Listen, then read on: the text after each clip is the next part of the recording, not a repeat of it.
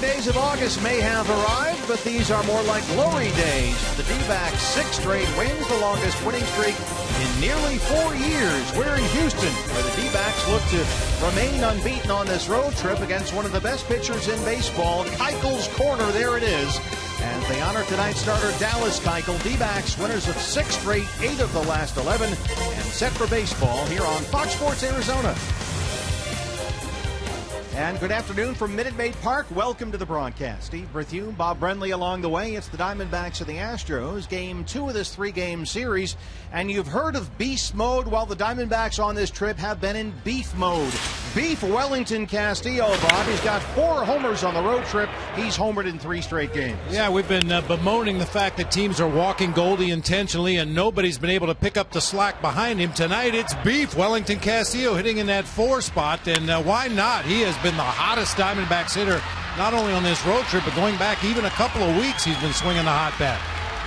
It's a little bit of a different lineup for Chip Hale against left-hander Dallas Keuchel, who was the All-Star Game starter for the American League. As we showed you a moment ago, they have a section of seats here called Keuchel's Corner. It's been 3 starts since they started that, and he's yet to give up a run here at home. 24 straight scoreless innings. Yeah, really a tough customer. Has great stuff out there on the mound, keeps it down, gets a lot of ground ball outs, gets a lot of strikeouts. This guy is a tough customer. Hopefully the Diamondbacks will break through early. And they are all set to go. There they are in their orange T-shirts. Keuchel's Corner, Jeremy Hellickson versus Dallas Keuchel, the Diamondbacks and the Astros. The bullpen backs up the starters. Diamondbacks relievers outstanding last night.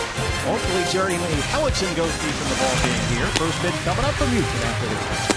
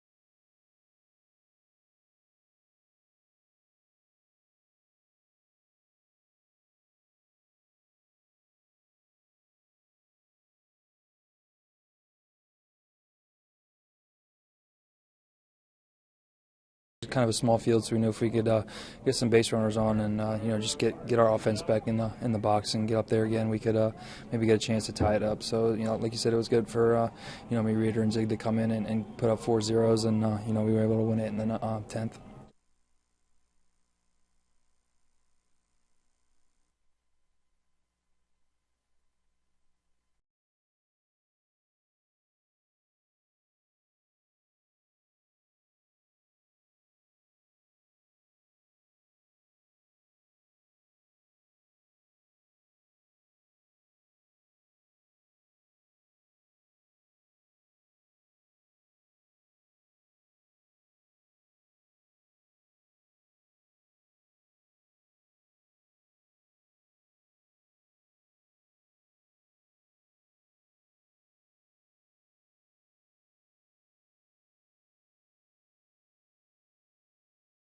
More standard features for less money.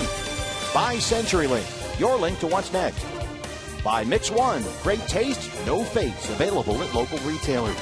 And by Arizona Tire Pros, for the best selection of Continental and General brand tires, visit your local Arizona Tire Pros location today. Just a couple of minutes before first pitch here at Minute Maid Park in Houston. Jody Jackson with you here from field level as we begin the month of August.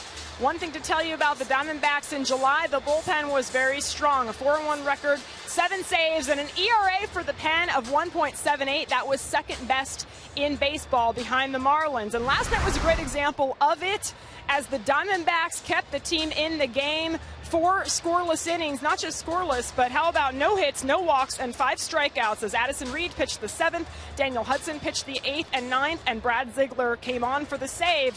I talked to Daniel Hudson earlier today about the Pens' performance. We just try to keep the team in the game long enough, and it's just kind of a small field, so we know if we could get some base runners on and just get our offense back in the box and get up there again, we could maybe get a chance to tie it up. So like you said, it was good for me, Reeder, and Zig to come in and put up 4 zeros, and we were able to win it in the 10th. On Daniel going 2 innings last night, keeping that pen fresh. He will be the only guy unavailable tonight for the Diamondbacks. The rest of the guys in that pen ready to go to take on the Houston Astros. Jeremy Hellickson first start against this team, and he looks to extend his streak of 4 excellent starts. We've got first pitch coming your way after the break.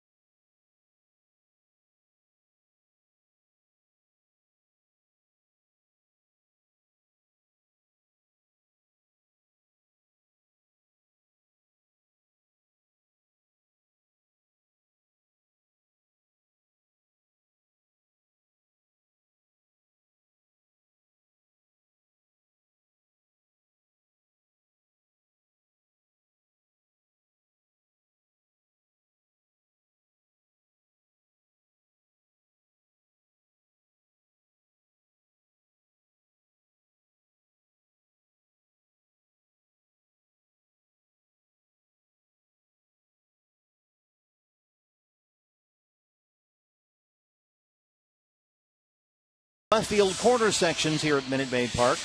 Make it work. $35 gets you the ticket to the ball game in the corner, a fake beer, the orange T-shirt, and the whole thing. And they are crazy about their ace left-hander here, the all-star starter, Dallas Keuchel. I know one guy who really loves him is manager A.J. Hinch. Here he is. He's 91, 92. He's got sink. He can change speeds.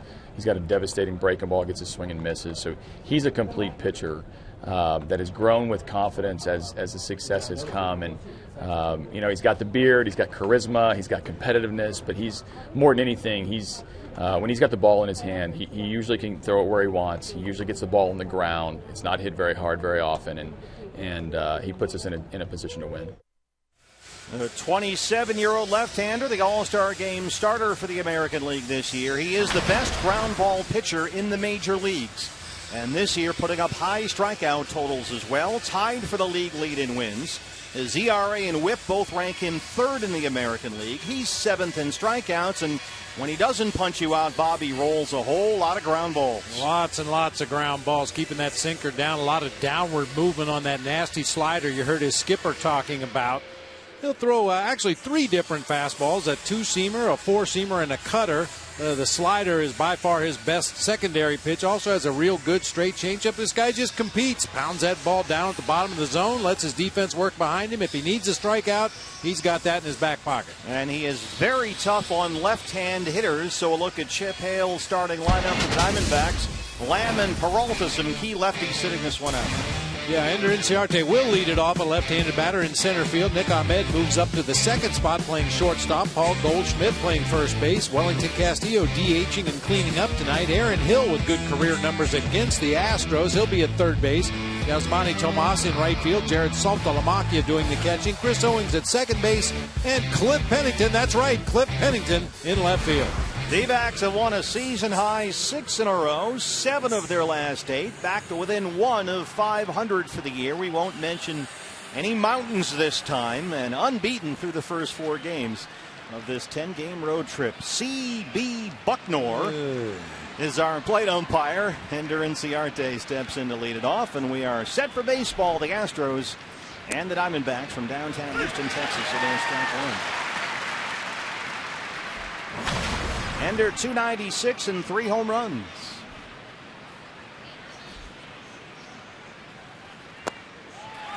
Quickly down 0-2. Keuchel has been really good here at home. 9-0, a perfect 9-0 with an ERA just over 1 pitching here at Minute Maid Park this season.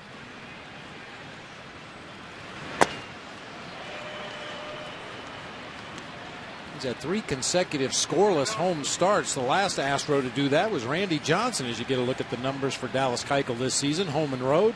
9-0, 1.13 ERA in 11 home starts. That's the best home ERA in the majors. And it's been 3 starts since they introduced that Keuchel's Corner. This is day number 4 for that whole thing over there.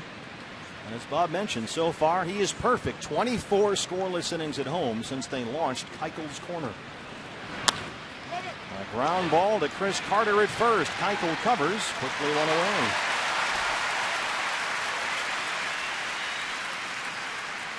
As we mentioned, C.B. Bucknor is behind the plate. Your umpires, Dale Scott, the crew chief, is at first. Dan Isoni at second, and Lance Barrett down at third. Brings up Nick Ahmed.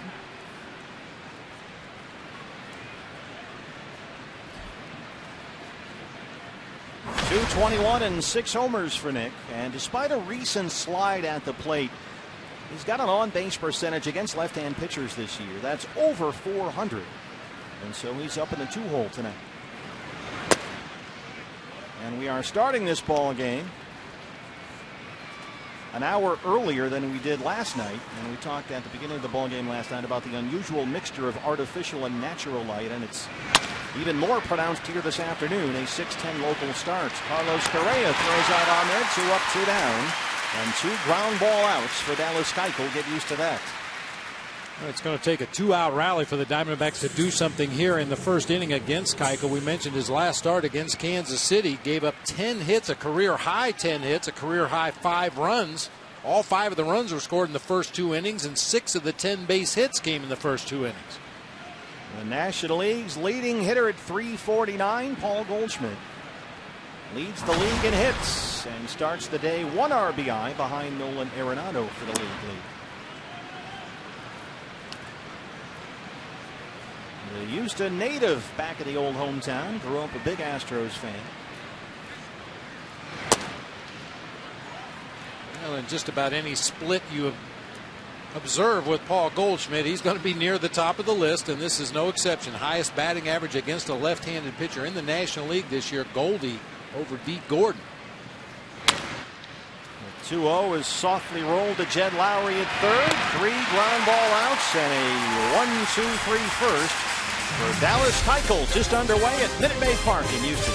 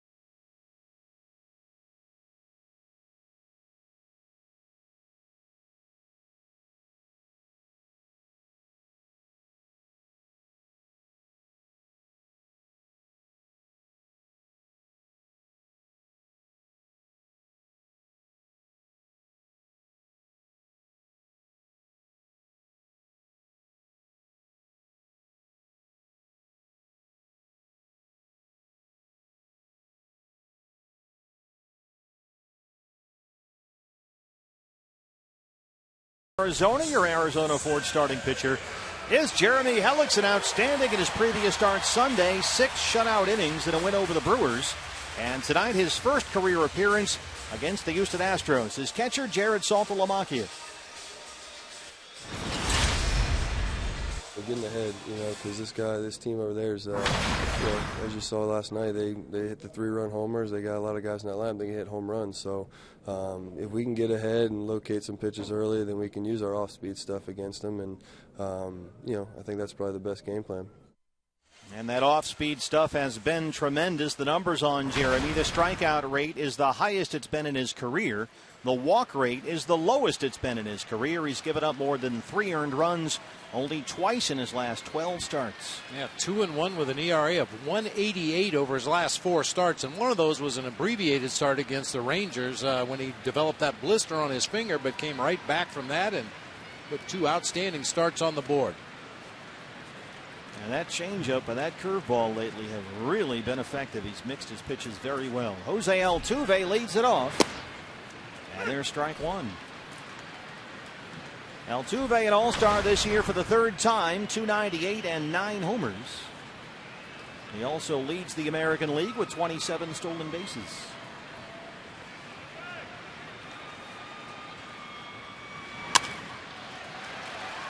Nick Ahmed at short. Got to hurry to get Altuve, who runs really well.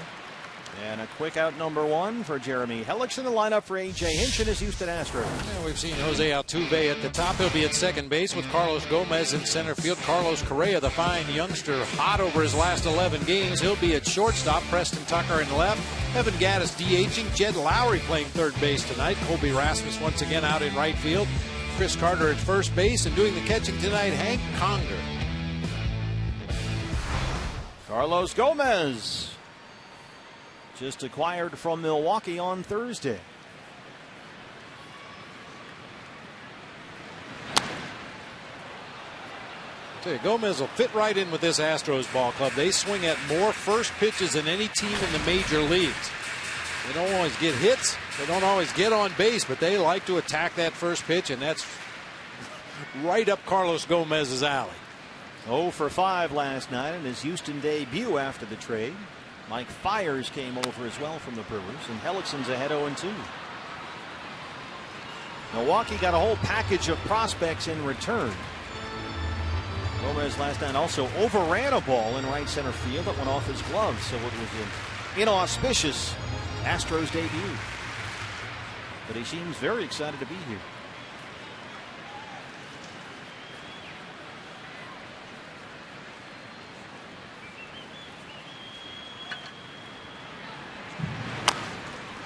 Gomez just does get a piece of it. Swing and bunt. Hellickson, the Gold Glover's on it, and he throws him out. Just kind of died in front of home plate. Just pounds that curveball into what appears to be very wet dirt out in front of home plate. We mentioned Dallas Keuchel is a dead ground ball pitcher. They may have overwatered that dirt in front of the dish to help the Astros pitcher, but Jeremy Hellickson taking advantage as well here in the first inning. I mean, that dirt, it's hard to see with the shadows here. C.B. Bucknor is standing on it. That dirt in front of the plate is twice as dark from all the water as any other dirt on that infield. Look at that. You can see the discoloration.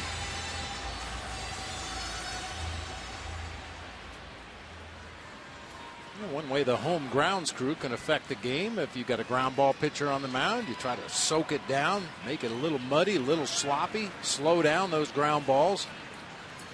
A wet track. Carlos Correa. If you've got a strikeout fly ball pitcher on the mound, you may let it get a little drier and a little harder to aid your hitters, but tonight they're definitely helping their starting pitcher. Correa 296 and 10 home runs. He got that 10th homer last night. A changeup that Ruby De La Rosa left a little too high in the strike zone. Correa only 45 games into his big league career. Already leads all American League shortstops in homers. The first overall pick in the draft 3 years ago. There's Hellickson mixing it up. It's 2-1.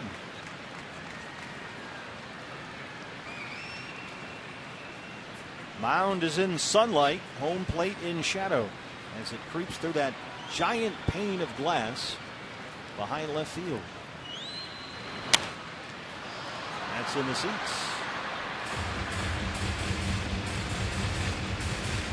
Here's a look at all that natural sunlight coming through in downtown Houston. Correa has homered 3 times in his last 12 games. This is the homer off Ruby last night. Into the Crawford boxes. You don't have to hit it very far. This place is a right-hand hitter's dream. Check swing, headed toward the corner. And gone. A pop-up home run for Carlos Correa. That's his 11th, and it's 1-0 Houston.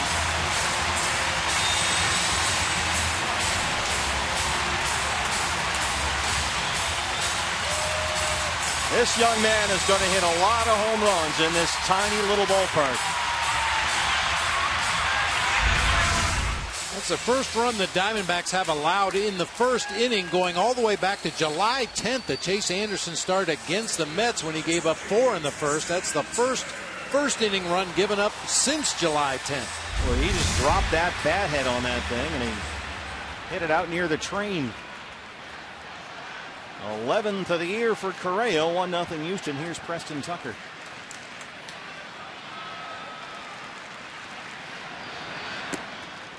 So the Astros have scored 5 runs in this series so far, all via the home run. That's kind of what they do.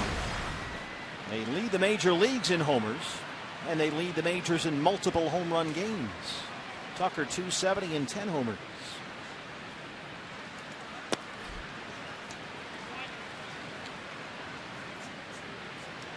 The Astros lead the American League, as you mentioned, in home runs, also in stolen bases, also in strikeouts.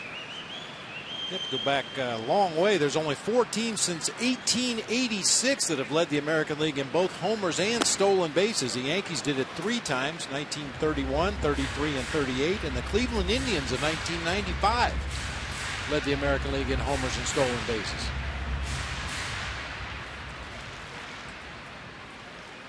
Those are all very good hitters' parks on that list right there.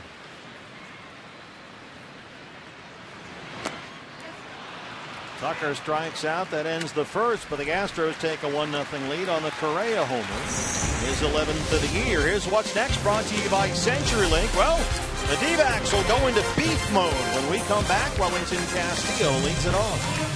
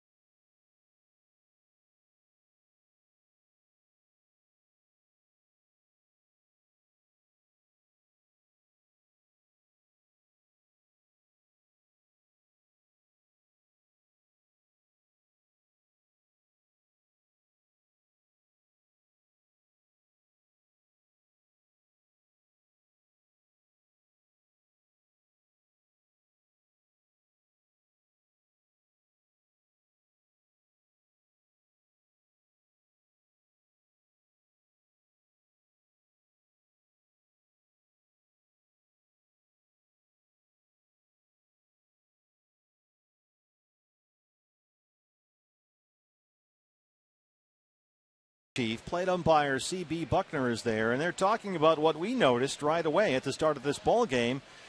That dirt in front of home plate is awfully wet, and Dale Scott, the crew chief, goes over and talks to A.J. Hinch, the manager, and Dallas Keuchel has still yet to throw a warm-up pitch here. As we await the start of the top of the second inning, they are still looking over that, and now some grounds crew members will come out here, and maybe they can blow dry the dirt. I don't know, put some kitty litter down there, something, but the crew chief wants this taken care of. I think you have to treat it just like you would in a game with rain. If it gets sticky or wet in one particular spot, I'm sure they'll come out there and throw some of that drying agent on that to try to get some of the water off of the field right there in front of home plate. I mean, it was readily obvious in that first inning.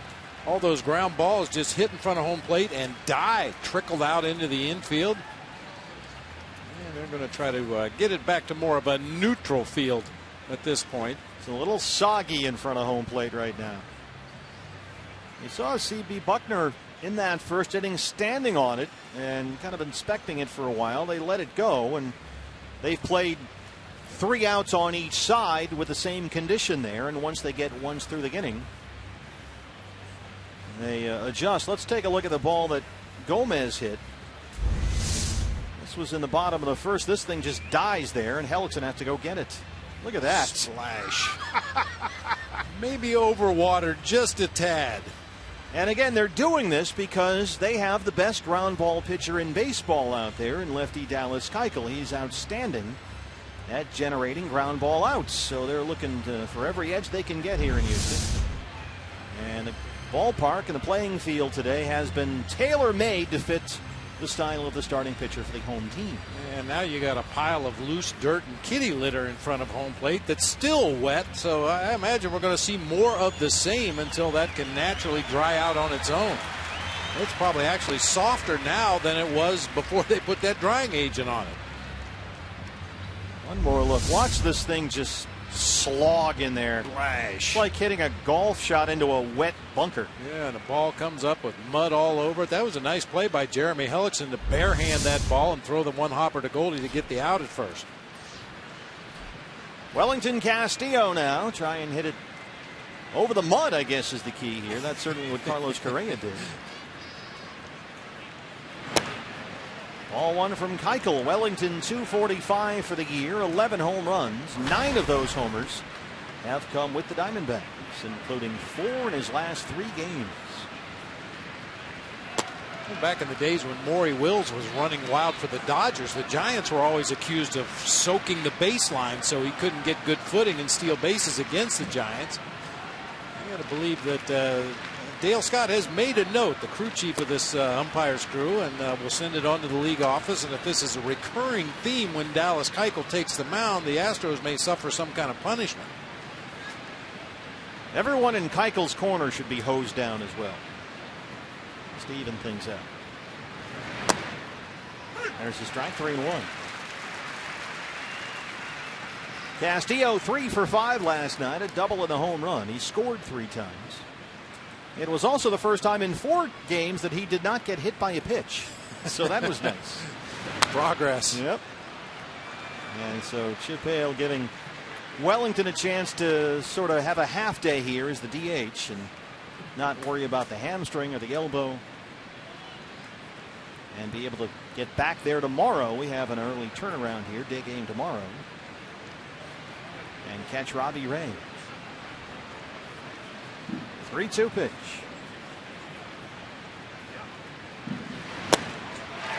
First strikeout for Dallas Keuchel, 1 down.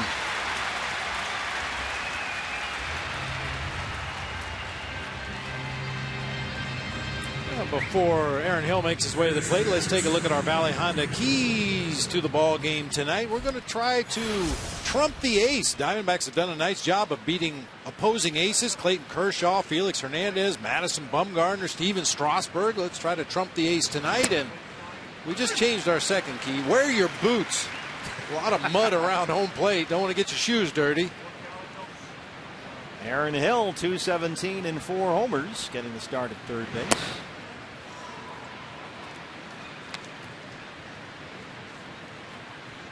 Jake Lamb getting the night off against a tough lefty here. David Peralta not in the starting lineup either.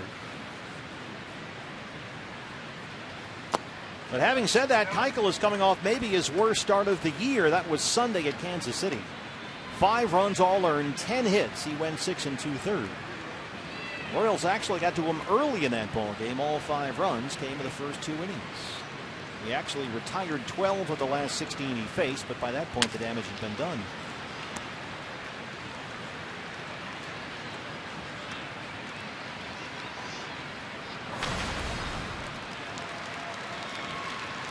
And Aaron Hill, this should be a great ballpark for him. He was absolutely crushing those Crawford boxes in batting practice today. The way he pulls the ball. He has seen Dallas Keuchel before. 3 for 8 career against Keuchel, Aaron Hill. 2 balls, 2 strikes.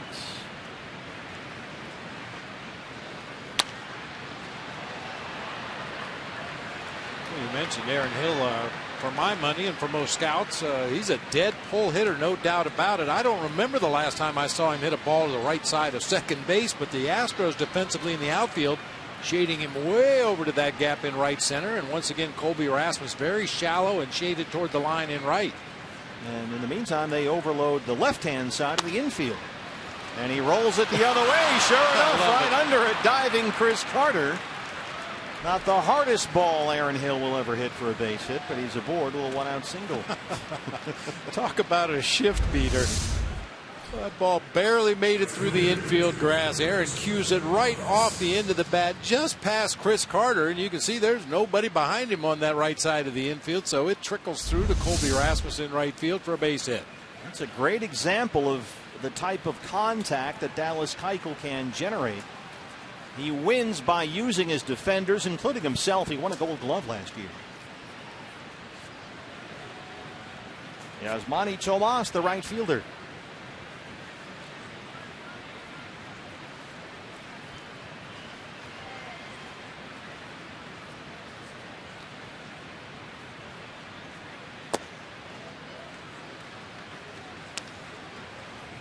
Tomas, 301 and 6 homers, now back over 300 for the year.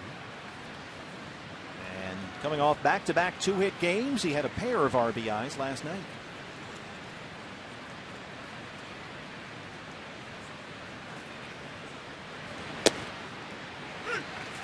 Hey fans, when the D-backs win, you win at Papa John's. The day after every Diamondbacks win, you get 50% off your regular menu price online order at Papa John's. Enter promo code DBACKS50 at papajohns.com.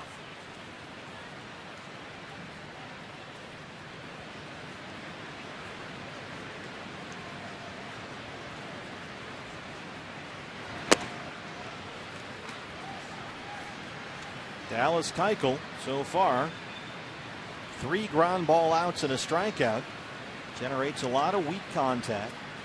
The exit velocities that batters put the ball into play against him are among the weakest in the league. And when he does have base runners against him, like right now, he gets a lot of ground ball outs, and he's very good at controlling the running game. He does not have a lot of stolen bases against him.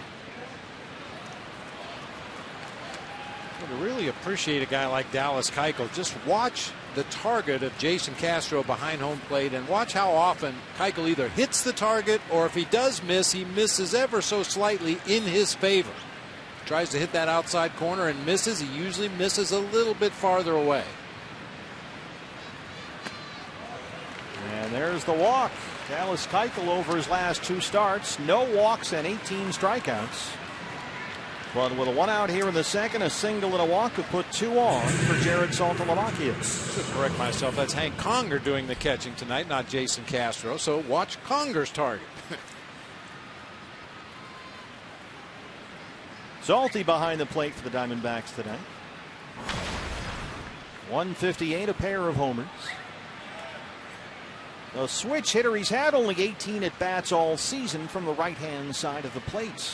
3 for 18 versus lefties this year, and he's got a base hit into center. Here comes Aaron Hill. Here's the throw from Gomez, and it's offline. Quick feet by Aaron Hill to get a foot on that home plate, and it's an RBI single for Salty. The Diamondbacks come back to tie the ball game, and that's the first run given up in the history of Keuchel's corner here at Minute Maid Park. To do away with it. Another ball hit right off the end of the bat, but Salty got enough of it to guide it into center field. A little bit of a risky sin because Gomez got to that ball quickly, has a real good arm, but took an extra step before throwing to home plate, allowing Aaron Hill to get in ahead of the throw. 3 straight have reached against Keuchel, just like the Royals did on Sunday. The Diamondbacks trying to get to Keuchel early in the ballgame. 2 on, 1 out for Chris Owings. CO 232 and 3 home runs.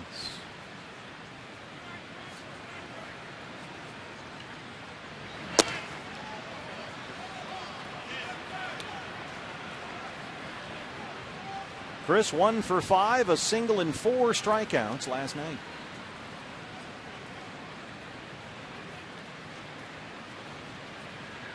Tomas, the runner at second, Saltalamacchia at first.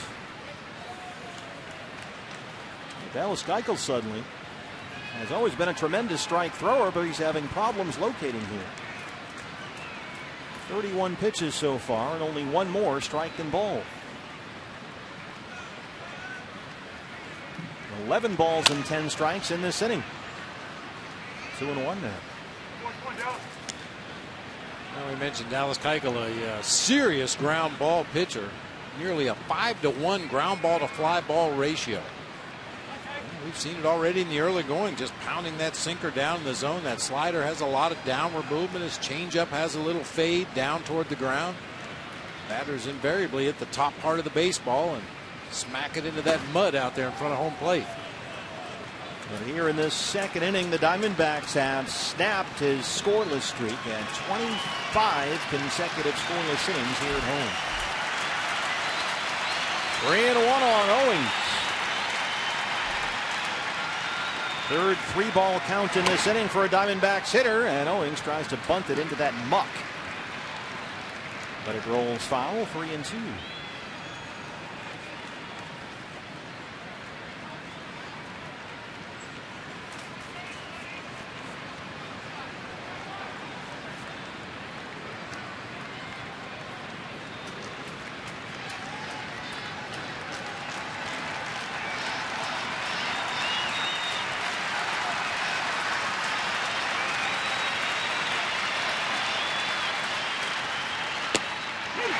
Strike 3. C.B. Bucknor.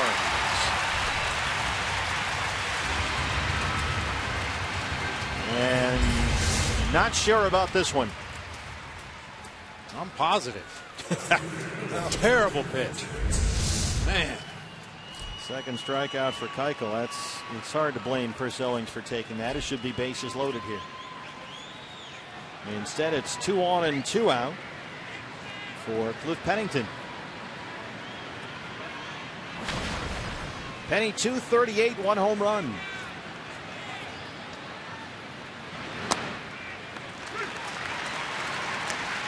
It's not a big advantage, but it is somewhat of an advantage against Dallas Keuchel when you can get him into the stretch. When he pitches from the windup with nobody on base, opposing batters hitting under 200 against him. When he's in the stretch, that jumps up to 237. Not a big advantage, but an advantage nonetheless. Yeah, you generally don't get too many chances against this guy, and when you do, you have to take advantage. But the plate umpire was no help there. 1-1. Well, this guy just cannot throw strikes right now.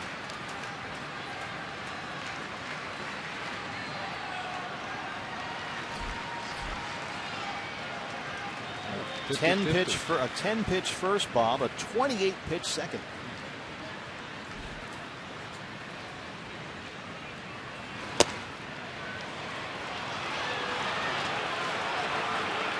That's his 4th 3-ball count in this inning. 3-1 on Pennington.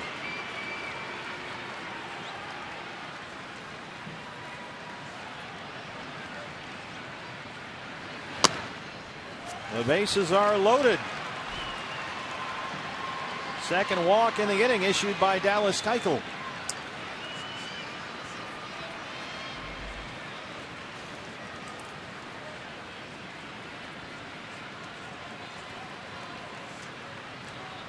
2 outs, bases full for Ender Inciarte. A big opportunity right here for the Diamondbacks. Tomas at third, Saltalamacchia at second, and Pennington at first. Ender grounded out his first time up. Would love to cash in another run or two. This is something you rarely see from Dallas Keuchel. He had only walked 34 batters in 21 starts before today. Walked 2 in this inning.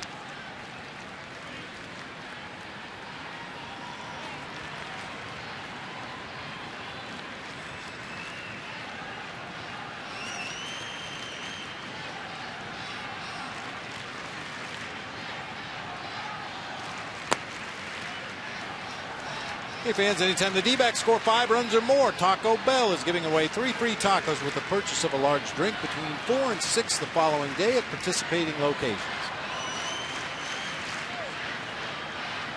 1-1. 2 balls and a strike.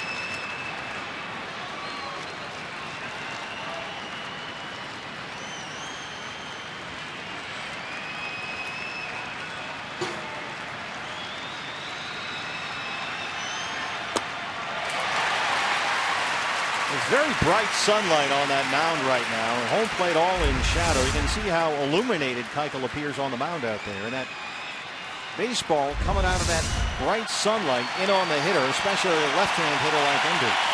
35th pitch of this inning on the way. It's full 3-2.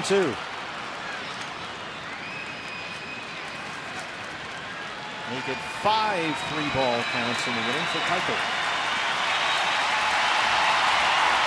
Bases loaded, 2 outs, 3 balls and 2 strikes.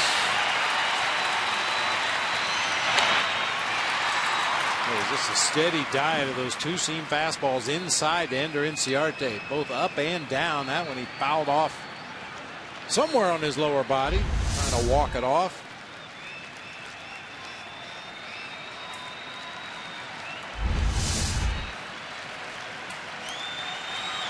Keuchel will always pitch to contact. He does not go for strikeouts up there. He is not afraid at all to let you hit the baseball. Well, almost got Tomas in foul ground.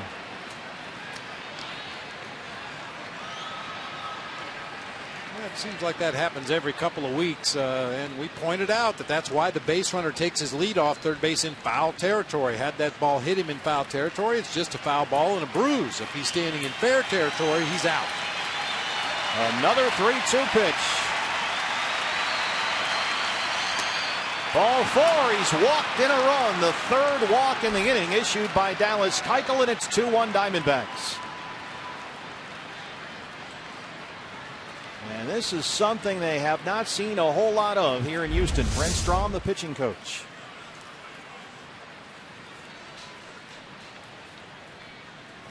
It's only the 20th plate appearance this year for Dallas Keuchel with the bases loaded. Opposing hitters were 4 for 17. Now with 3 walks in those situations. That one driving home a run. Outstanding.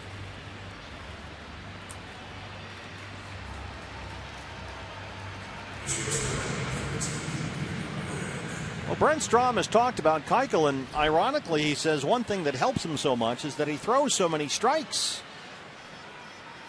He is very good at working the edges of the strike zone and just off the edges, but he's just not had that command here today. Nick Ahmed now. Bases loaded, still 2 outs and 2 runs in. There's a strike on 1. Well, this is a category the Diamondbacks have been really good at. Pretty much all season long, they've been either leading or in the second place in 2-out runs. 197 times this year they've gotten on the plate with 2 outs. 1-1.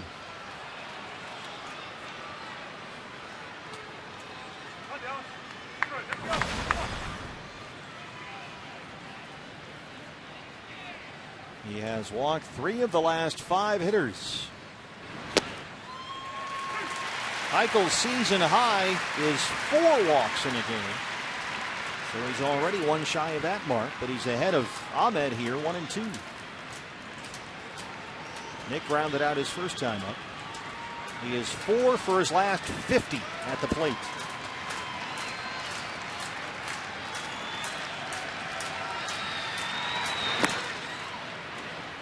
2-2.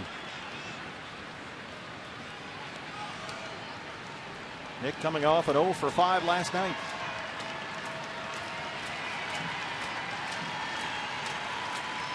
Saltalamacchia is at third, Pennington at second, and Inciarte at first. A 42-pitch second inning already for Dallas Keuchel.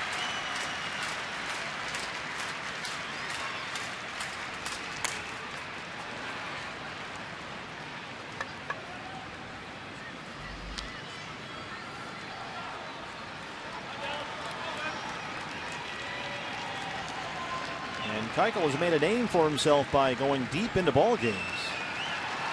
So this is looking more and more like a bullpen game here.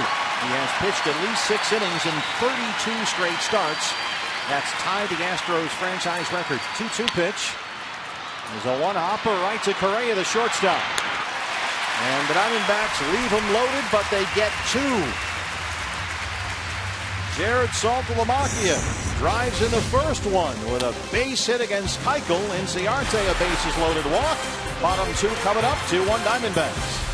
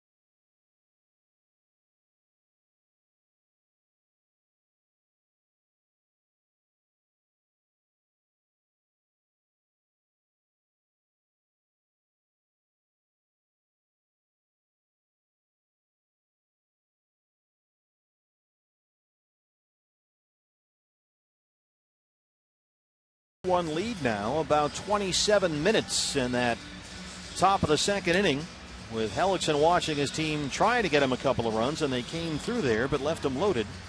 So it's a 2-1 game as Gaddis leads off the Astros second.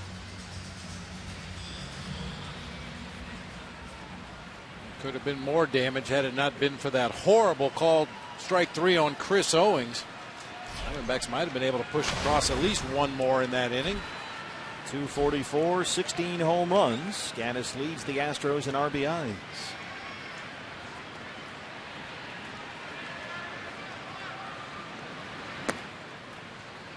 Yeah, very similar to the start, apparently, that Keuchel had Sunday at Kansas City when he gave up all those runs in the first 2 innings. He did settle down very nicely after that. So the Diamondbacks left some ducks on the pond there. We'll see if Jeremy Hellickson can make that lead stick. 2-0 to Gaddis. He was 0 for 3 last night, a walk and a strikeout.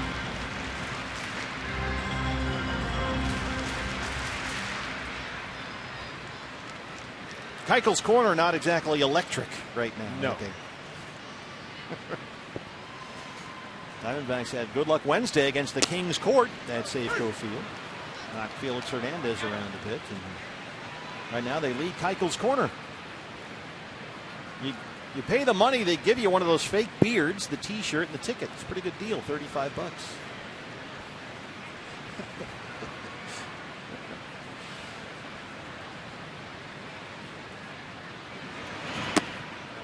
How many fake beards do you need? I'm sure a lot of the same people are sitting in Keuchel's corner.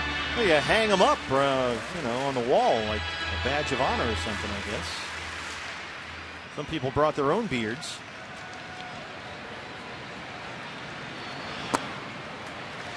A leadoff walk. Hellickson being very careful with Gaddis. It's already been a rough night behind the plate for CB. What's new? Ball's right there at the bottom of the knees, inside part of the plate. Jeremy Hellickson has to get that pitch if he's going to be successful. That's a strike. Jed Lowry. I think any pitcher in baseball needs to get that strike. You train him to keep the ball down, keep the ball down. A guy throws the ball at the bottom of the strike zone, you're supposed to get that call.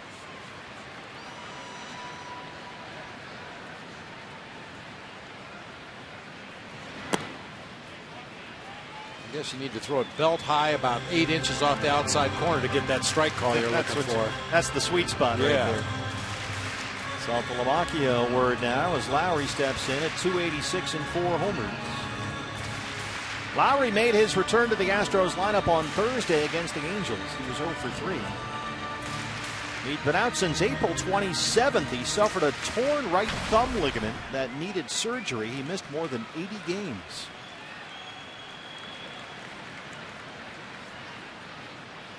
So this is just his second game off the DL.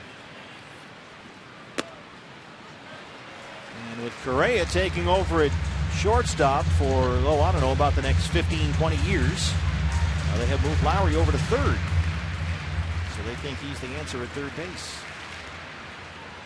Good offensive player, makes contact, rarely strikes out. Strikeout and walk totals nearly the same this season.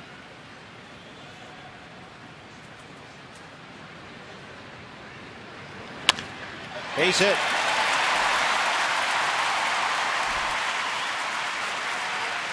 A walk and a single to open up the Houston second.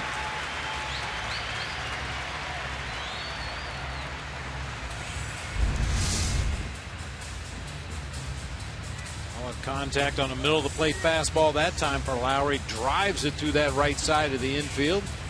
Mike Harkey will pay a visit here.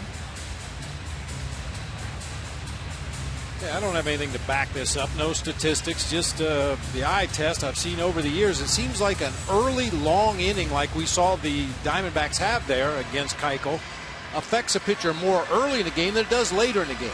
I mean, you're just getting involved in the rhythm of the game, and you had a quick first inning. You want to get back out there and get on the mound, go back to work. Then he was forced to sit nearly a half an hour as the Diamondbacks put a couple runs on the board. I'm sure he was very appreciative of that, but tough to get in any kind of a rhythm early in the ball game. I think if it happens later in the ball game, you're thankful for the extra rest. Early in the game, I think Jeremy would rather get back out there on the mound as quickly as possible.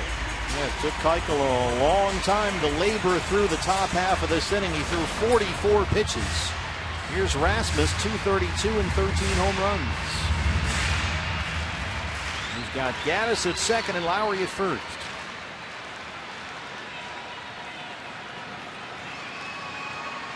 Diamondbacks have the overshift on. They overload the right-hand side.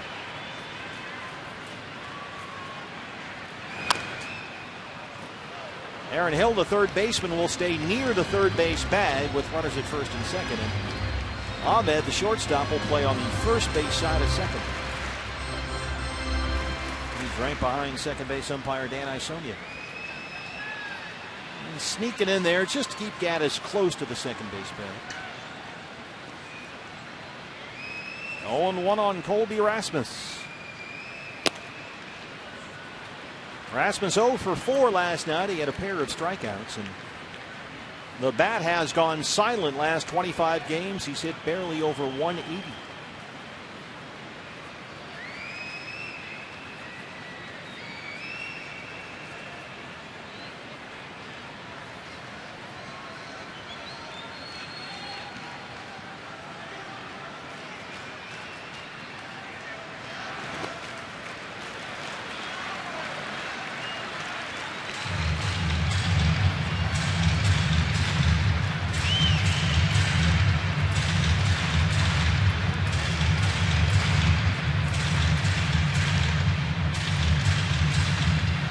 Jed Lowry with that injured thumb. He's wearing the Gerardo Parra model oven mitt down there on the right hand to protect against any kind of further injury when he goes into a slide. Yeah, he injured that thumb sliding into home plate in San Diego back in April. Right at Aaron Hill, a bullet. And he steps on the bag and gets the force on Gaddis. Wow. Coming right at you. Well, we say third base is a reaction position, and Aaron Hill had to react quickly that time. He was playing in front of the baseline, and Rasmus hit that ball like a bullet down his direction, only able to get the force at third.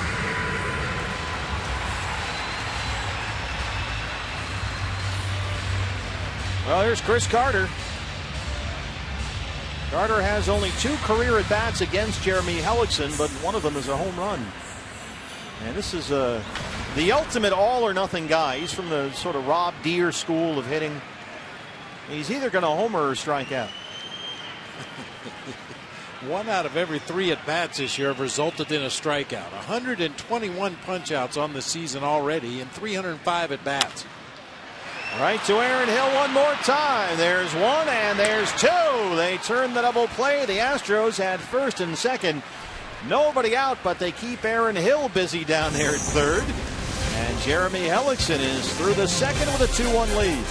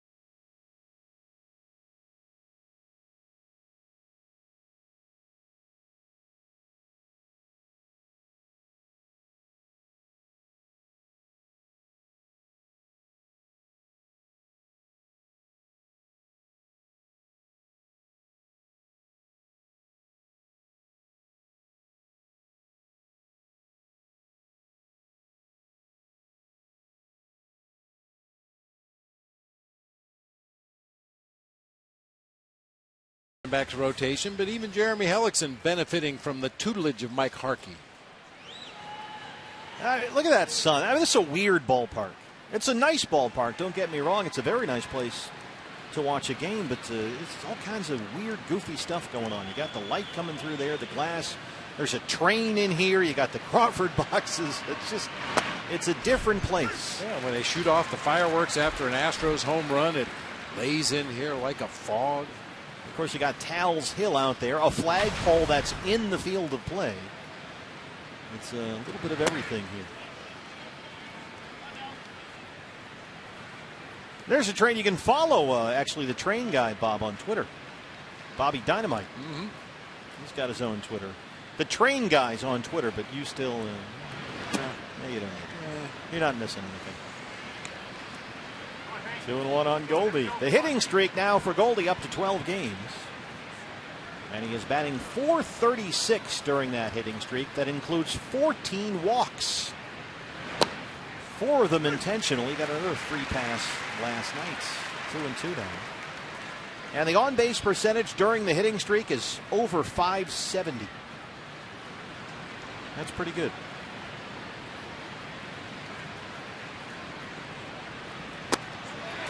As Keuchel strikes him out. Third strikeout for Dallas Keuchel, one down in the third. Goldie goes down on strikes. Let's take a look at our Geico this day in Major League Baseball history. August 1st, 2011. Goldie made his Major League debut in a 5-2 D-backs victory over the Giants. His first big league hit came in his first at bat in the second inning against Matt Cain. And then he got a look at Tim Lincecum. He decided he was going to stick with this baseball stuff. Beef Wellington, a strikeout victim his first time up. The DH here tonight. Keuchel already at 60 pitches, only 32 strikes. And 8 of the last 9 Diamondback hitters have seen at least 5 pitches. The counts are longer than his beard.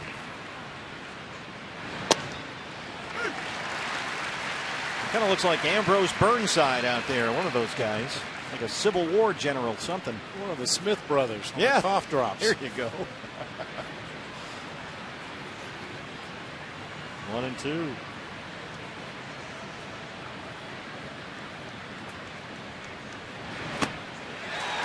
He strikes out Castillo. Dallas Keuchel has not necessarily been a strikeout pitcher. We told you he's the best ground ball pitcher in baseball. 25 American League pitchers finished with more strikeouts last year. This year, though, he's up to 7th in the league in strikeouts. Well, he may not go for strikeouts, but that slider is a strikeout pitch. I mean, that's got a lot of depth, a lot of rotation on that ball, a lot of downward movement. Seems to be able to control it on both sides of the plate. That's a good strikeout pitch. And he's ahead of Aaron Hill, 0-1. Keuchel this year so far has had an 11 strikeout game, a 12 strikeout game. And in his first start after the All-Star break, he struck out 13 Texas Rangers in 7 innings. Gave up just 2 hits. That was less than 2 weeks ago. And it's a strike away from getting the side in order here. That would make for a pretty nice bounce-back inning on his part.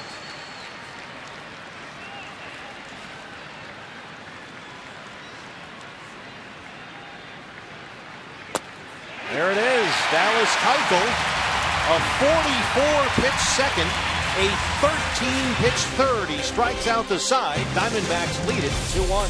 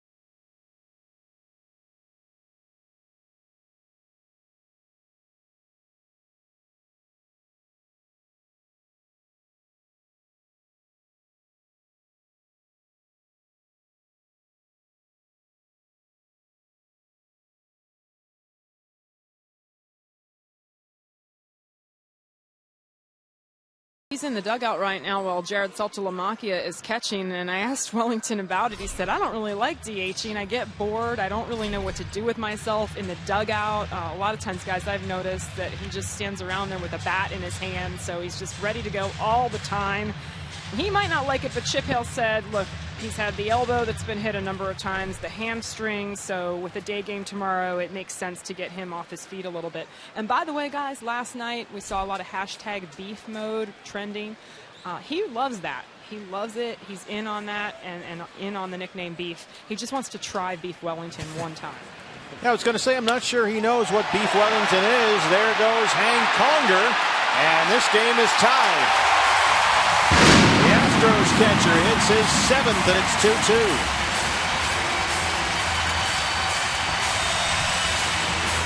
A solo homer by Correa in the first. Conger leads off the third with a solo shot.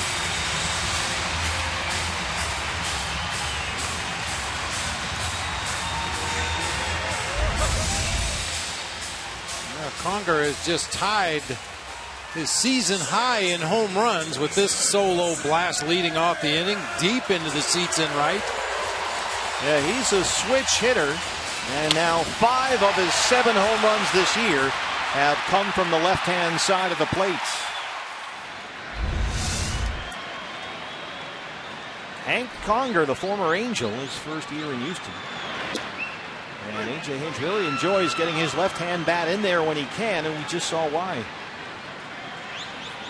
Former first-round pick of the Angels.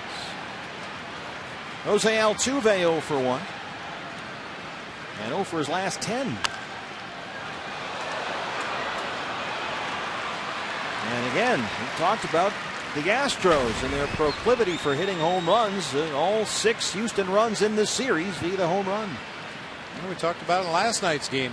Most of this position player roster, uppercut swings designed to produce either fly balls or swings and misses, and they've done a bunch of both all season long. Look out. Altuve will adjust his own helmet here, as he always does. There it is. Jeremy Hellickson tried to adjust it for him with this pitch. Yep. Right under his chin. 0 for 5 last night with a pair of strikeouts. 1-2 pitch. And every time Altuve will stop, he'll do the batting gloves and then the helmet. Always keeps a foot in the box, so he's within the rules. There's the gloves, there's the helmet, and now we go. He does it quickly, though. Yeah, it's a little bit like Johnny Gomes. He kind of pushes his helmet up and down to make sure that he can see out of both eyes really clear. I think Altuve's is just a nervous habit that he's developed over the years, and having the kind of season he is, he's going to stick with his routines. Now remember, we have the new pace of play rules and all that stuff. And the hitters who do keep 1 foot in the batter's box but continue with a whole lengthy routine of adjusting everything are not considered to be in violation of those new rules. And it's not like a Mike Hargrove, Nomar Garciaparra thing where they're up there for 20 minutes doing it. It's pretty quick. But it is the same routine after every pitch.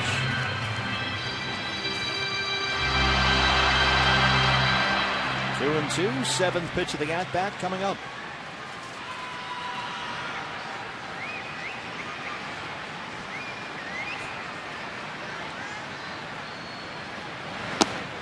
Called strike 3.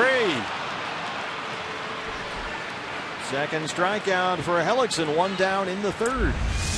Altuve still hitless in the series.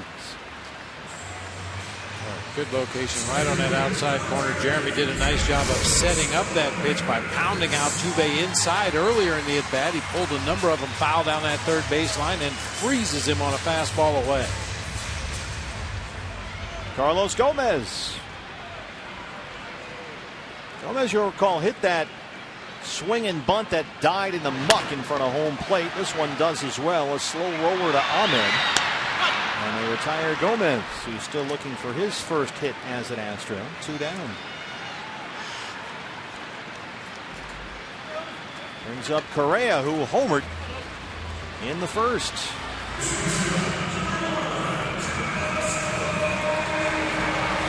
And what a player this guy is going to be. He's hit safely now in 6 straight games, 14 of his last 15.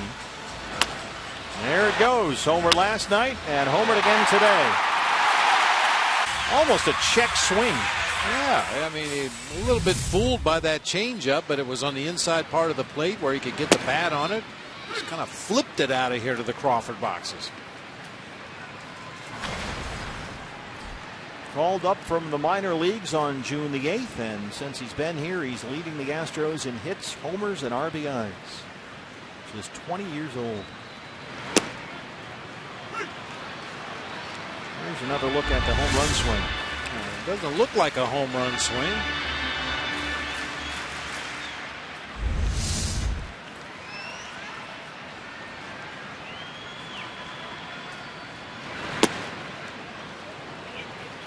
Jeremy didn't get the call from C.B. Bucknor that time. Off the plate. 1-2. Correa's a big kid at shortstop. I mean, he's 6'4", 210. So he's got the physical profile for the position of a Cal Ripken or a Troy Tulowitzki. And they had concern before he was drafted maybe he'll outgrow the position because the bigger guys don't have the same agility as the little guys. He says he's here to prove the doubters wrong. He's agile enough, he says, that he believes he'll stick at shortstop for most of his career. The Astros on that list.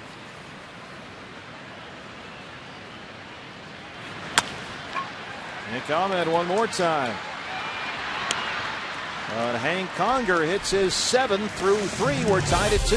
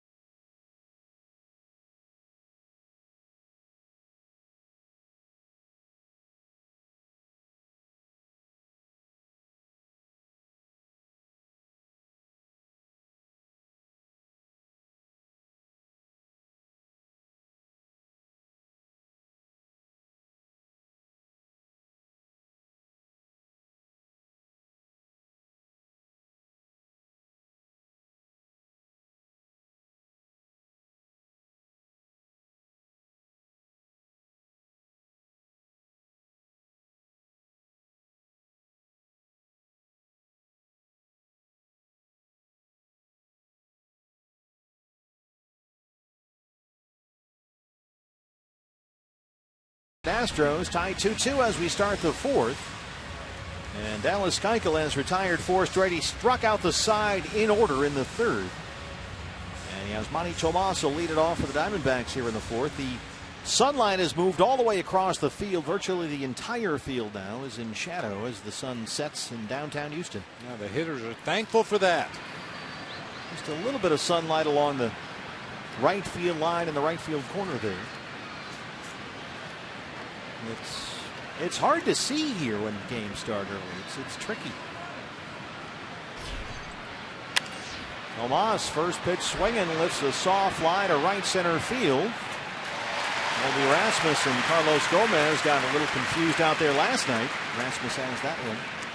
5 in a row set down by Keuchel. Well, we've watched the Astros in the first game plus of this series, and one thing we've seen consistently is Colby Rasmus plays really shallow in right field, mostly for the right-handed hitters. They figure if anybody's going to hit a ball out that direction, they're not going to drive it. It's probably going to be a little carve shot. So most of the time, they've got Colby Rasmus playing really shallow in right field, and that causes some issues on balls hitting the gap because Carlos Gomez is playing so deep. They end up running right at each other going after balls in the gap. Salty an RBI single his first time up. That fly ball was the first out recorded by Keuchel here tonight. That was not either a ground out or a strikeout.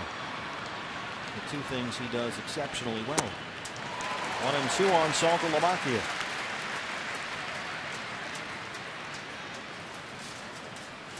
Salty made a start at DH Tuesday in Seattle. Went 0 for 5 with a pair of strikeouts. This does get a piece of that one. Slow roller. Keuchel with his Gold Glove makes the throw, and Carter keeps his foot down, says Dale Scott at first. A swing and bunt for the out quickly, 2 down.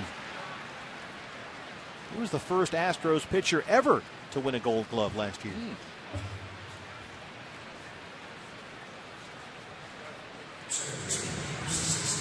Brings up Chris Owings. We've had some good defending pitchers here in Houston over the years. Most notably, Mike Hampton jumps to mind, but I think those were the years that Greg Maddux was winning the Gold Glove every year. He won like 10 of them.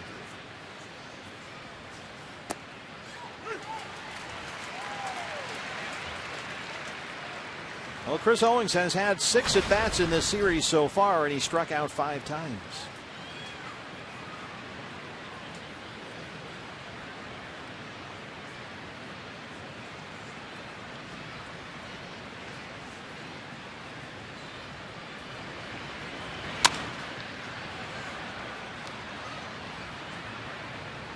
This was the one that Buckner really missed in that second. Because the next 2 batters, Pennington and Inciarte, walked, one with the bases loaded. And so the Diamondbacks got just 2 in that second. You never know what might have transpired had that been ball 4 rather than strike 3 to CO, but sure would have been nice to find out. You betcha. Popped him up. Foul ground near the Astros dugout. Carter has room. And that's an 8-pitch 4th inning for Dallas Keuchel, who is settling in. He's retired 7 straight. Tied at 2 in Houston.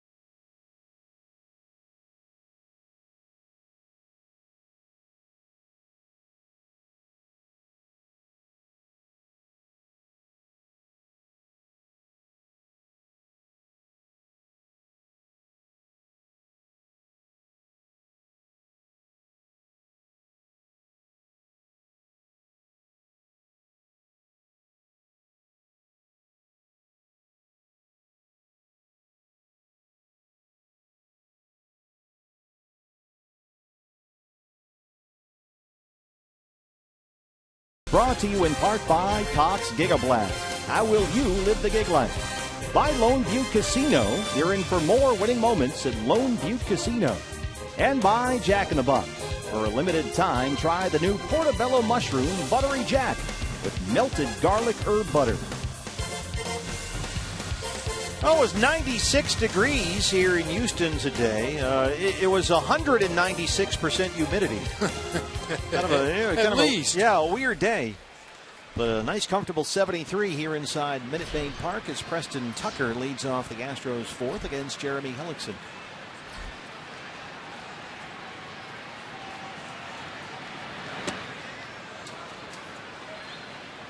D-backs have the shift on. Aaron Hill, the third baseman, playing in the second base spot. Tucker struck out his first time up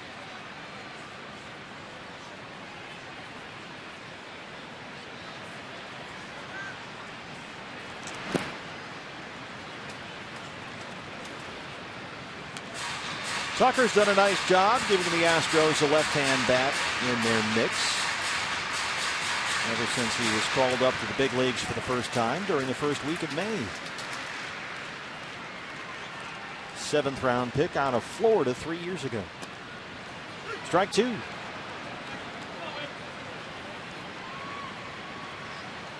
Good location here from Hellickson. Or look where Salty sets up, and just about right there with a curveball.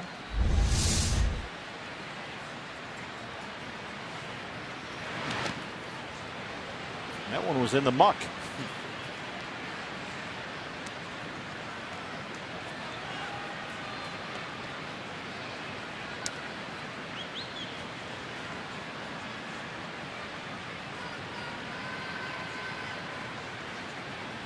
It has dried a little bit, that area in front of home plate. When this game started, you could fish in that water hole out there in front of the plate. It was like one of those monster truck races. Wow, a one-hopper right to Chris Owings in that shift. The second baseman playing way out there in right center, and it was hit right to him. Perfectly positioned, not only in the right spot, but playing very deep so he can field that one-hop shot off the bat of Tucker. Take that, Astros. Shift this. Gaddis walked his first time up. Well, the fans have really taken to this guy here in Houston after he spent 2 years smashing home runs in Atlanta. A lot of Gaddis jerseys and t-shirts around here. He showed up at a Whataburger for an appearance last week, and you know, it was another day where it was 190% humidity out there. They had 400 people circling the Whataburger trying to meet Evan Gaddis. He was shocked.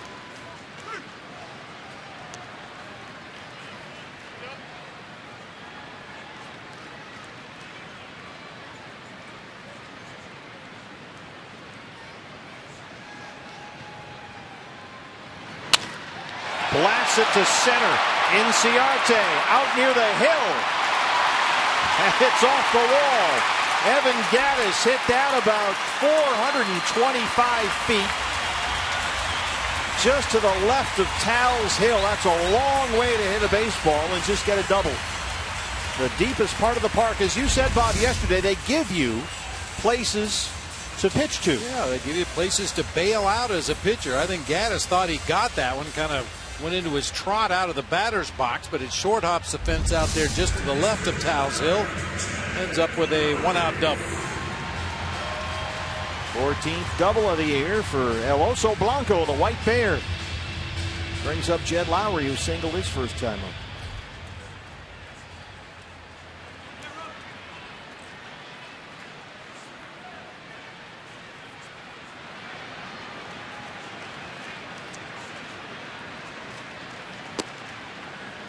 Lowry made his return to their lineup Thursday against the Angels. He started at third. After playing shortstop the last 2 seasons in Oakland, he was the Astros shortstop this year before he was hurt, but now with Correa up, he's moved to third. And during his rehab assignment at AA Corpus Christi, he played exclusively third base just to try and get a head start on things. It's no big deal. He's played all over the infield in his career.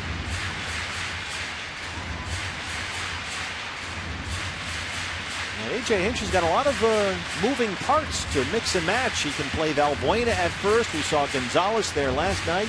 Chris Carter tonight. Lowry can play all over the infield. 0-2.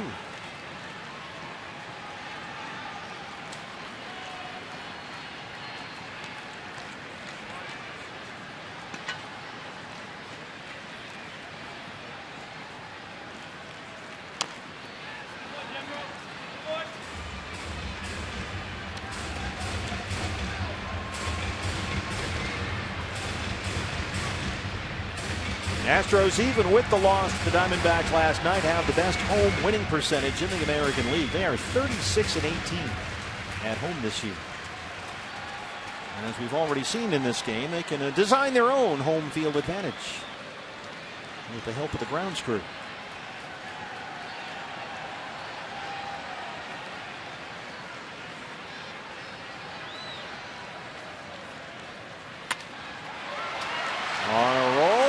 the glove of Ahmed. He spins and recovers, but Lowry runs pretty well, and there was no chance to get him at first. Gaddis, the runner, cut in front of Ahmed there. Not sure if that affected Nick's vision or not. I'm sure it affected his mentality. When he saw that runner go by in front of him, I think his idea was to scoop and throw to third and get the lead guy.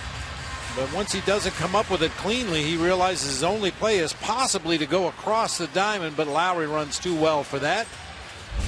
And Nick, who had an error in the ballgame last night, has another one here.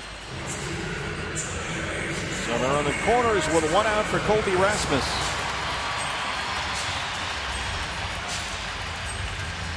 Gaddis at third, Lowry at first. Rasmus reached on a fielder's choice his first time up. Still hitless in the series.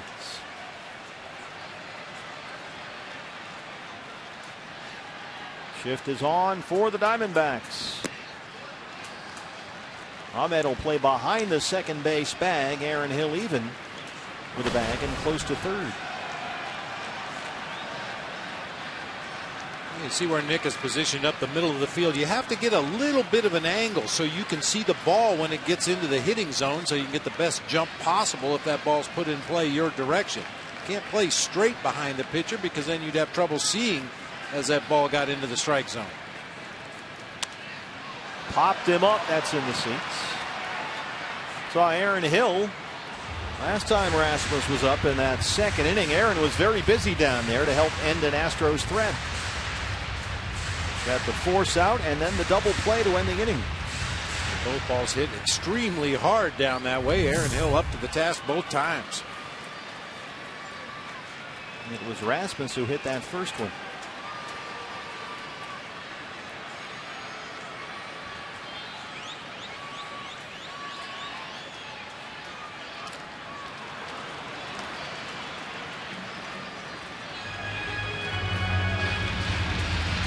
One and two.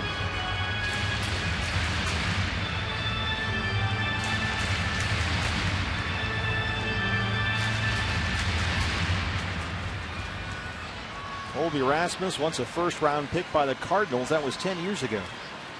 16 homers as a rookie, 23 home runs the following season. Traded to Toronto, a couple of 20-homer seasons there, but he's never really hit a whole lot for a first-round pick. A .245 career hitter in the big leagues.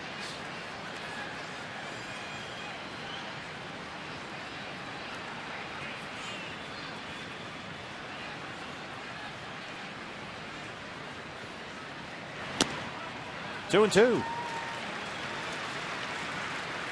And he has always been considered something of a problematic player, a guy with the label of someone who can be difficult.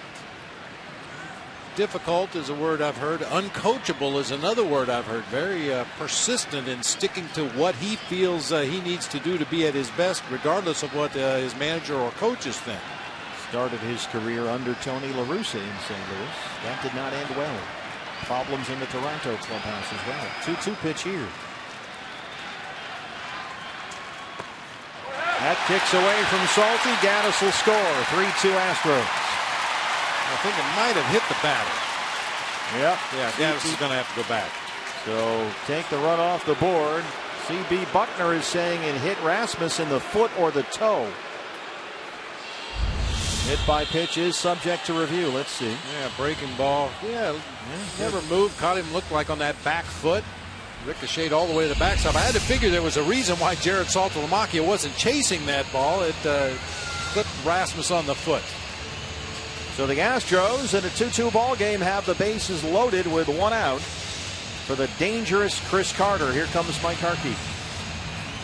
You want to make absolutely sure about how you work to Carter here, because he can create a big problem with one swing. But with the way that Hellickson throws those changeups and curveballs, he's also very susceptible to the strikeout in this situation. So you got to get on the same page here.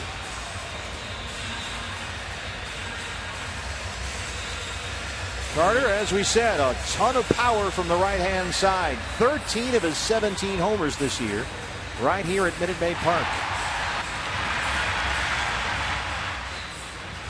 I mentioned it before. His first at bat of the ball game, 121 strikeouts and 305 at bats this year. He's only grounded into a double play twice in 305 at bats. Once again, speaking to the style of hitter, there's a lot of lift in his swing, designed to hit the ball a long way in the air or swing and a miss. He is just 3 for his last 37 at the plate, but 2 of those 3 hits are home runs. Bases loaded, 1 out. Ball 1. He has also, over that stretch, struck out 14 times, or roughly half the time.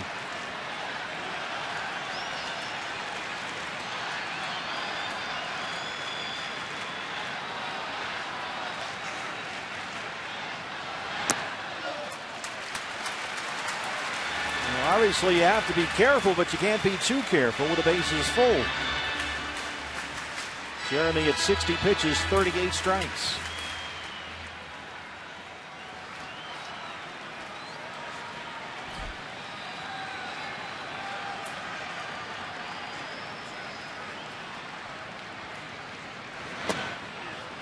Two and 1.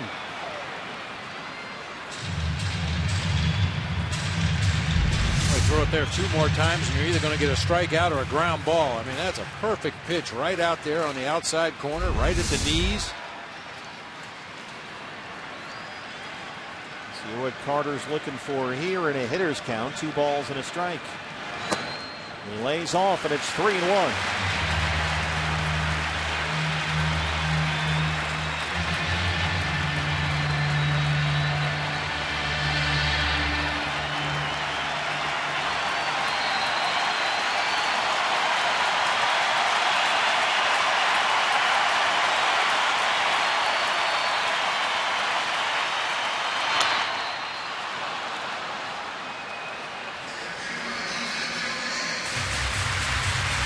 Chris Carter, 2 years ago, he homered 29 times in his first season with Houston. Last year, 37 homers.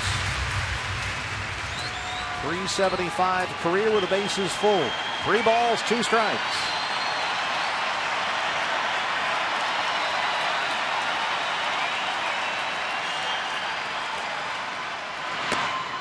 They walked in a run.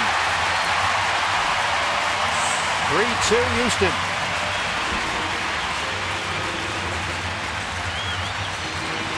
Somehow, despite all those strikeouts, Chris Carter still leads the Astros in walks, and he's got an RBI with that base on balls.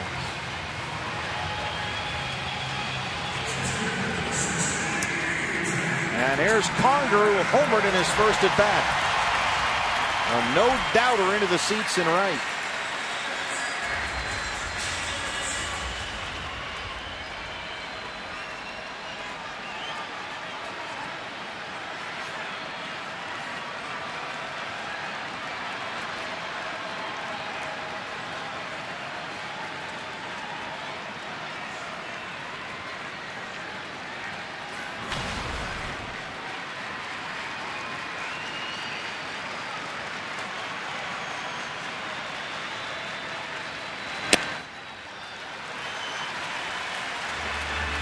This was Hank Conger to lead off the third.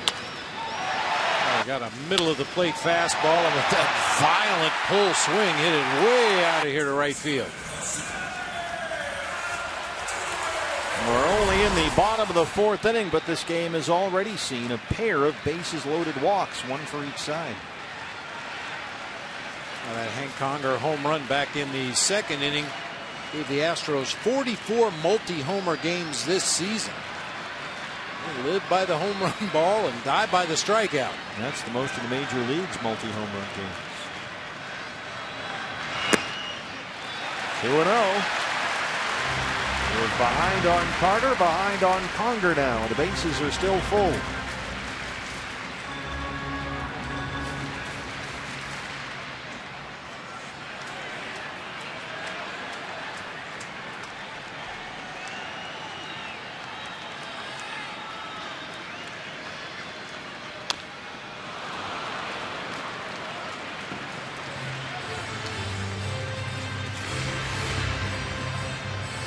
Andrew Chafin starting to get loose in the Diamondback bullpen.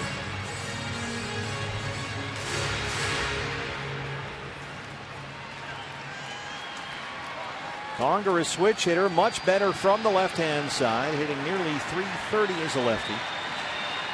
Under $160 as a right-hand hitter. And he blasts another one. That one is gone, a grand slam.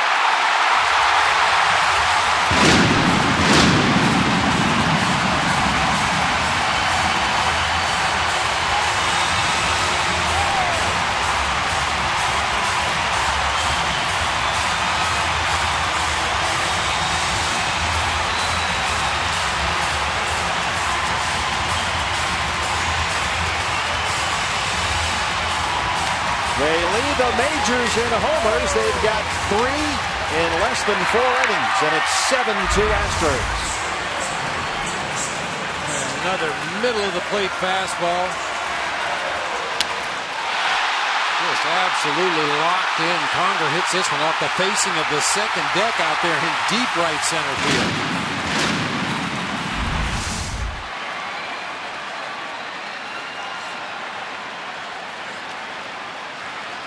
Jose Altuve, base hit.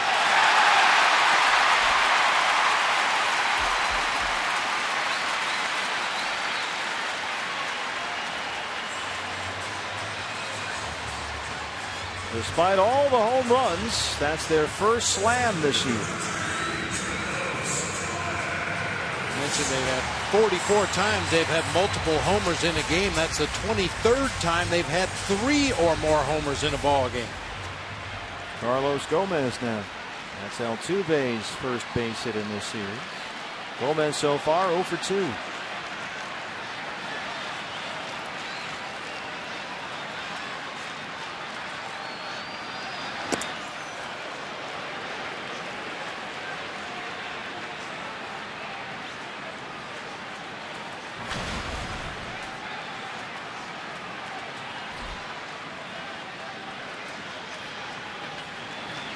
Andrew Chafin had been throwing in the Diamondback bullpen. Andrew will take a seat now, and Josh Colmenter looking for some depth back there in the bullpen.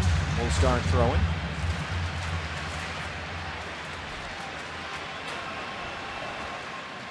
And Hellickson already at 70 pitches.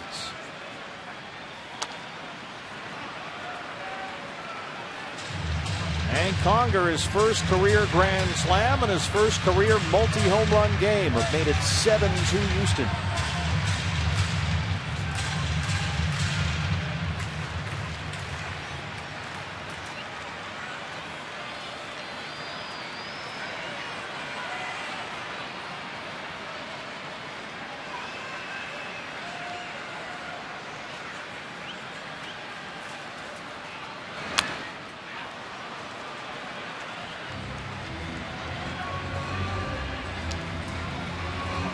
Speaking of home runs, the next one that Gomez hits will be the 100th of his career.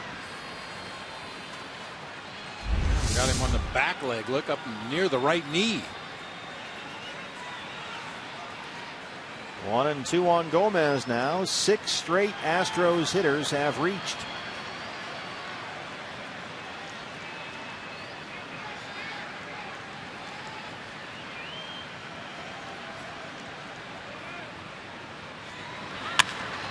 Right at Aaron Hill and into the left field corner. It's a fair ball. It caroms off the seats out there and stays playable. So Altuve will have to stop at third. It's a double for Gomez, his first hit as an Astro.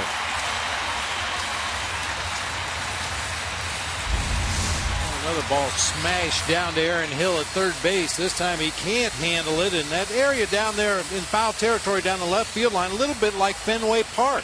The way the bleachers stick out, if a ball hits past the third base bag and then goes into foul territory, it could possibly rebound right back toward third base. So the shortstop has to get over there to back up those plays. Well, 7 straight have reached for Houston, and Chip Hale has seen enough. A short but a long day for Jeremy Hellickson,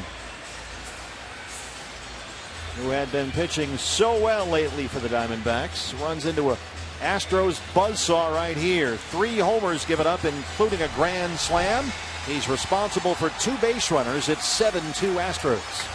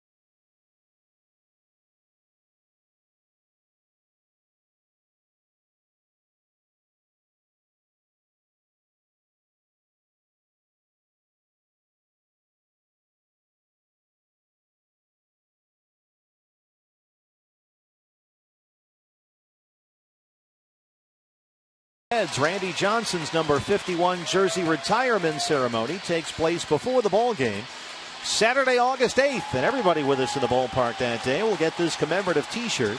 Sunday, August 9th, Jay Bell, Orlando Hudson, Reggie Sanders, Travis Lee. More of your favorites will take the field after the final out for the 4th annual Alumni Exhibition Game, the annual matchup between Mike Fetters and Luis Gonzalez.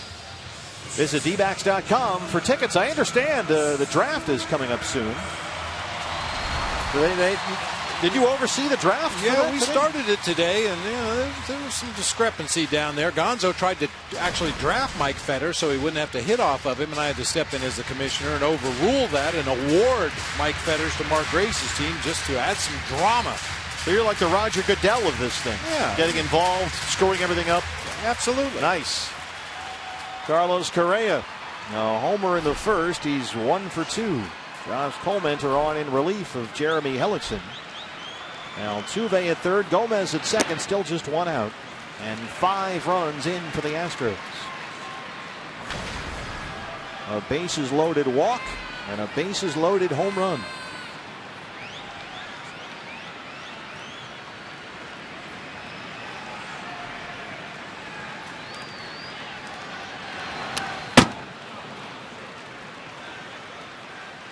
This was Carlos Correa in the first.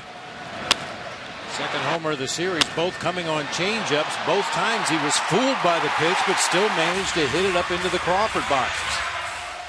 If you just get something up in the air headed that way, you've got a chance.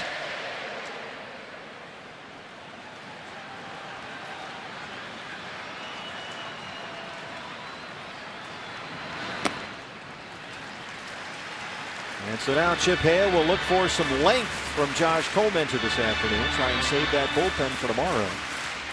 Series finale, Robbie Ray against Colin McHugh. And it's off to Washington, D.C. for 4 against the Nationals. Well, it's a tough matchup here for Josh Colmenter. Correa very quick on fastballs, and we know Josh is not overpowering with his heater. And the 2 home runs he's hit in this series have come on changeup, Josh's second best pitch. That's in the seats and out of play.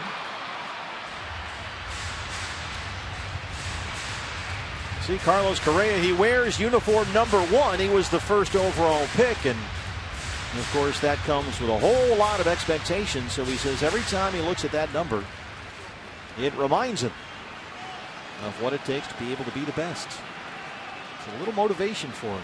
Wants to live up to it. So far he is.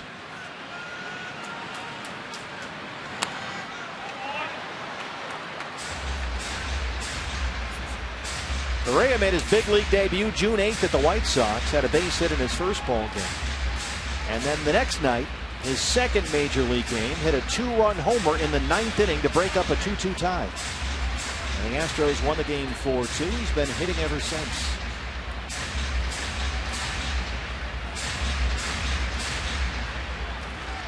Ninth man to bat in this inning for Houston.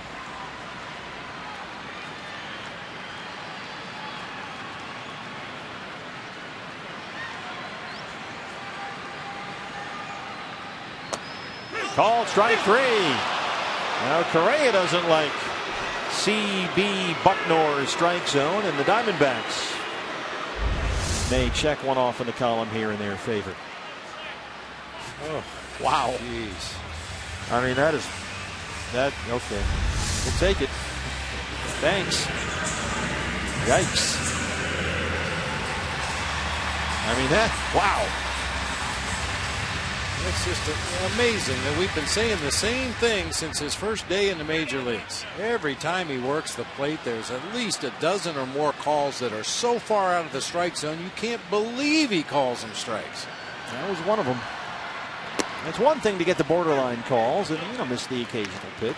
Every umpire's trying to do his best back there, of course, but holy Toledo. Tucker, 0 for 2. As the Astros have batted around, second and third, 2 outs. This is hit high in the air, drifting in the seats, and foul. We talked about Correa being a #1 pick. Here's the Astros recently. I tell you, when you finish dead last with the worst record in baseball and you have some difference-making talent available in the draft, you can turn your fortunes around rather quickly. Yeah, Alex Bregman, the outstanding second baseman from LSU, was the second overall pick, drafted right behind Dansby Swanson. And Kyle Tucker, the outfielder drafted this year by the Astros with their first pick, the brother of the man standing at the plate right now, Preston Tucker. Well, the Astros have rebuilt this organization by absolutely gutting it. 4 years ago, they had a payroll near $77 million. But by 2013, that was down to $26 million. They had some high draft picks, a lot of bad players at the major league level. And it was all done by design, but they've rebuilt wisely here on some prospects and bonus slot money. They've made it through some very lean nights in this ballpark attendance-wise. I mean, it was a ghost town in here for a while, but the fans are really turning out this weekend. They've got a first-place team. They're excited, and they have a lot of fan support here. Tucker waves at that one. And Josh Colminter leaves two men on, but the Astros get 5 in the inning, led by Hank Conger's second home run of the game, a grand slam. They lead it 7-2.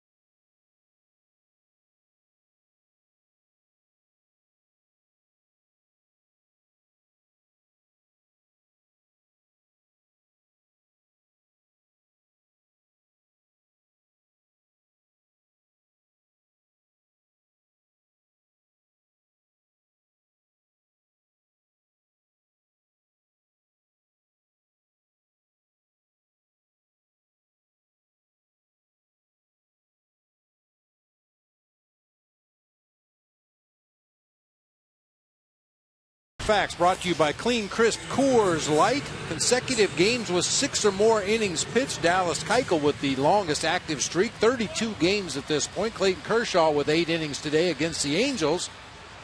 Moves up to 14, third place on the list. So I'll tell you, that's a bullpen saver right there. Anytime you can send that starting pitcher out there 32 starts in a row and know you're going to get 6 or more innings out of him, that's a day that you can either rest your bullpen or use them in an orderly fashion. If Pennington leads off the 5th against Dallas Keuchel and his bearded fans here in attendance in Keuchel's corner. Now with a 7-2 lead, he's retired 7 straight. The beard has become legendary around here. Keuchel says if he had his druthers, he would definitely cut it off, but now it's become a thing, like the Rockets' James Harden's beard. And now they're giving out free beards. And even the T-shirts. You get the orange T-shirt, and it says on the T-shirt, "Go beard or go home." But I mean, the poor guy now, he's kind of stuck with it. Trying to figure out a way to shave it. And he says he's thought about how to get rid of the beard, and he'd like some type of plan to shave it to raise money for charity. He'd like to support the fight against Alzheimer's. He was very close to his grandfather, who died last September. And so Keuchel says if somebody out there wants to put up a whole big wad of cash, all to go to Alzheimer's charity, he would absolutely go clean shaven.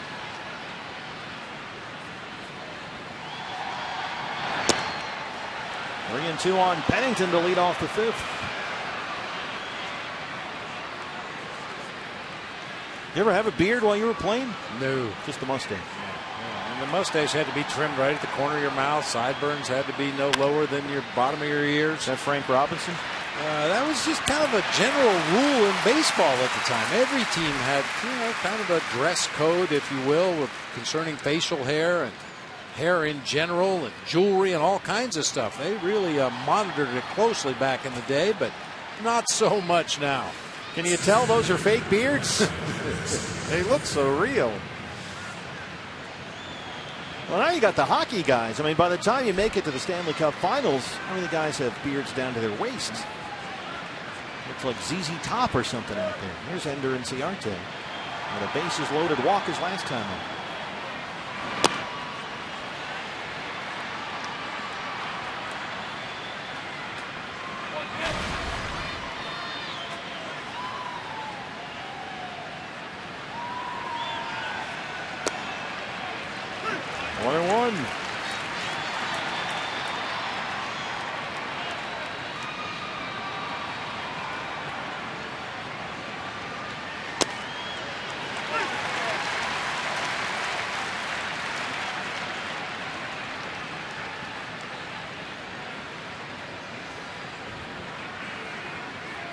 Keuchel had that brutal 44-pitch second inning, but ever since then he's been in cruise control.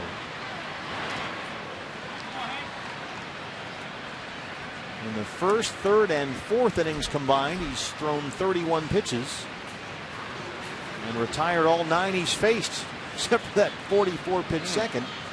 He's been nails here tonight.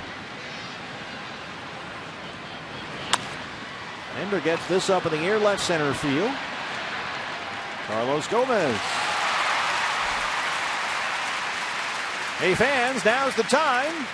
Luis Gonzalez is on the job. Tweet us your strongest fan photo and use the hashtag AZDataStrongFan on the Twitter. You might see your photo on our Diamondback TV broadcast, brought to you by T-Mobile. Gonzo, a very strong, I thought, Bob. Out at the gate last night. There he is, working the radio side with the governor, Greg Schulte. Tom Candiotti is off on this trip.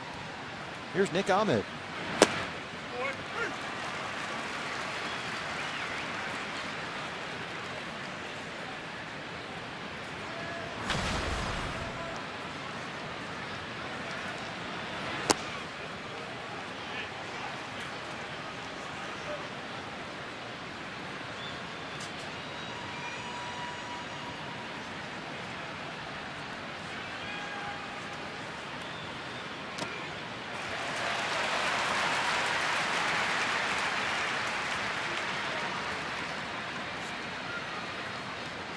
Texas team got another good starting pitcher at the trade deadline. Cole Hamels, acquired from the Phillies by the Texas Rangers. He's making his Rangers debut. Just gave up a home run to Brandon Belt of the Giants. Ahmed hits this one off the glove of Altuve and nicks the board. That ends the stretch of 9 straight retired by Dallas Keuchel. E4.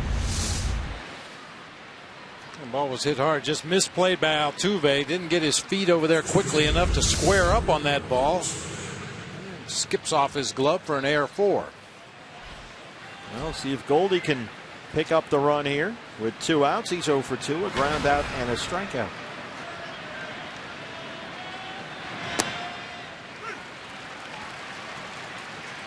And to extend that hitting streak, it's up to 12 games. Pair of singles last night.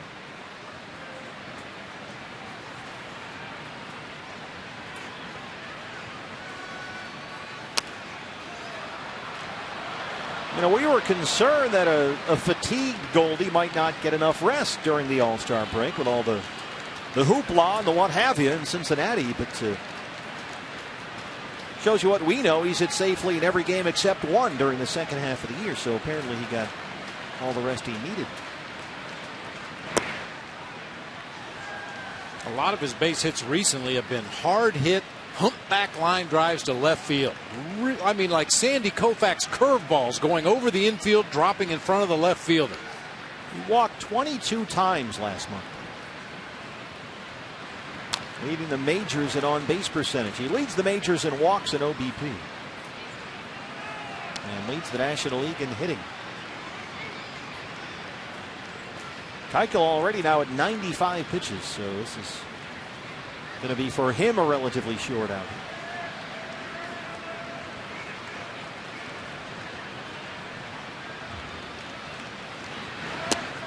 You get this guy out of the ball game, you get a timely home run like the Astros have had here, and you're right back in it.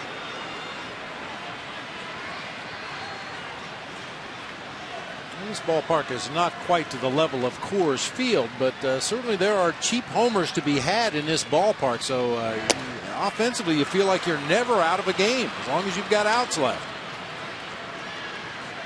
3-2 to Goldie. Beef Wellington on deck.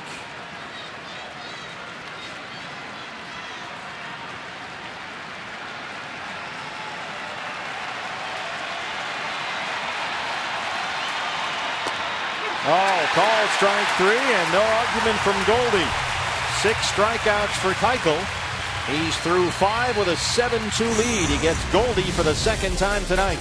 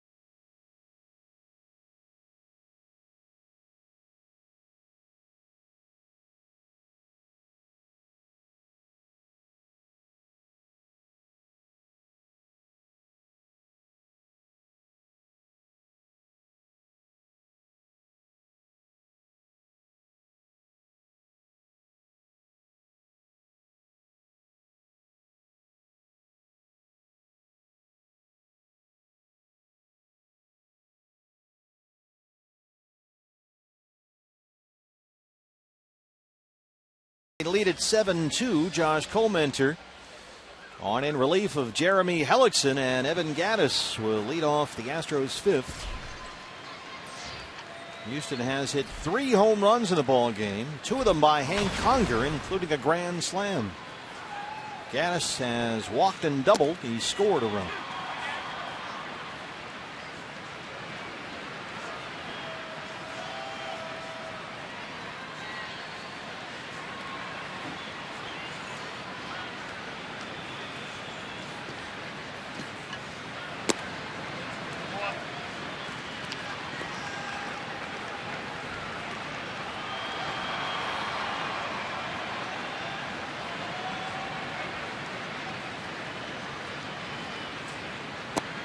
Jeff Luhnow, the Astros GM here, really liked the idea of converting Gattis from a catcher, which they thought kind of limited his development in Atlanta. The Braves struggled at time to find him at bats. Into an American League DH. And he blasts that one to left. Bangs it off the wall. Alonso Blanco. A leadoff single. Hulk smash. That ball was hit so hard to left field and ricocheted right to Cliff Pennington. He almost could have thrown Gattis out at first base. That is just raw power.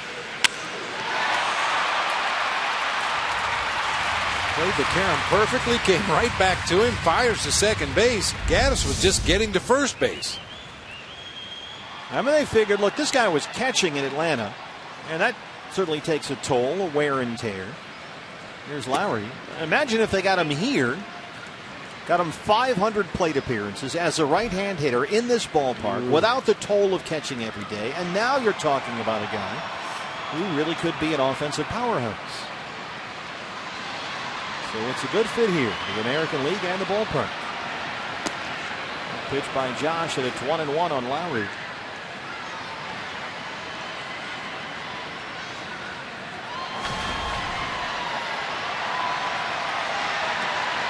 As Lowry's a switch hitter, he's got to wear the Little League helmet, the dual-sided helmet.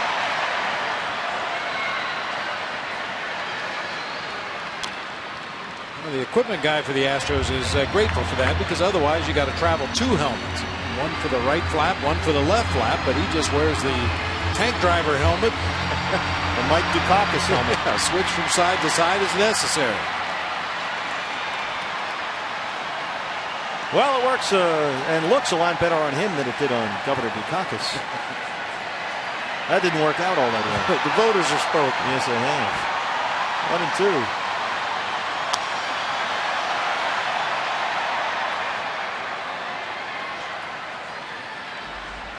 And a lot of those voters were here for Bush 41.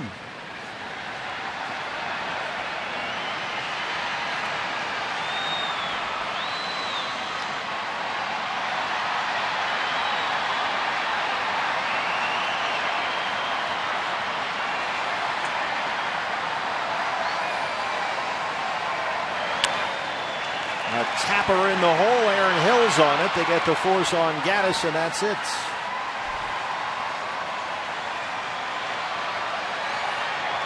It's not hit hard enough to attempt to turn a double play with Lowry coming out of that left-handed batter's box, but they do get the lead guy Gaddis at second base. Brings up Colby Rasmus. Now with the Astros, they've got the 3 home runs, but they had some help there in that 4th inning. Lowry reached on an error. Rasmus was hit by a pitch. Carter walked with the bases loaded. Then Conger hit the slam. So it wasn't all the Astros offense.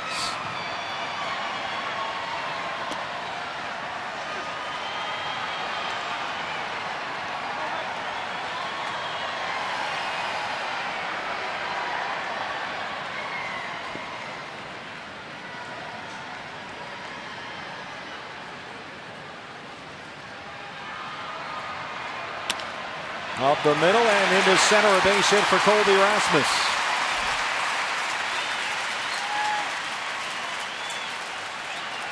That's his first hit in this series. And the Astros have 2 on and 1 out for big Chris Carter.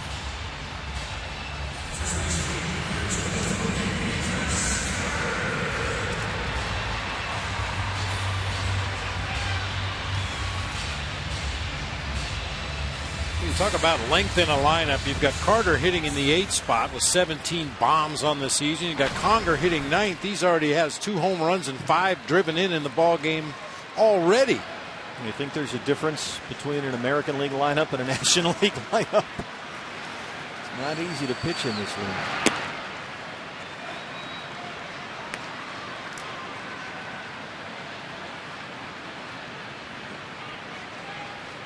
Do you have a DH preference as a fan? I know I've asked you that before. I kind of like the National League game. I like the strategy that's involved. And a lot of people downplay it. Everybody knows when to double switch, and certainly that's a given most times. But the decisions you have to make with your starting pitcher,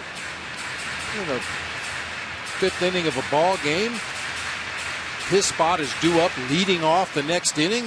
You've got to make a lot of decisions like that over the course of the ball game, when to pull the plug on that starter. In the American League, I vividly remember games. A's are playing the Angels.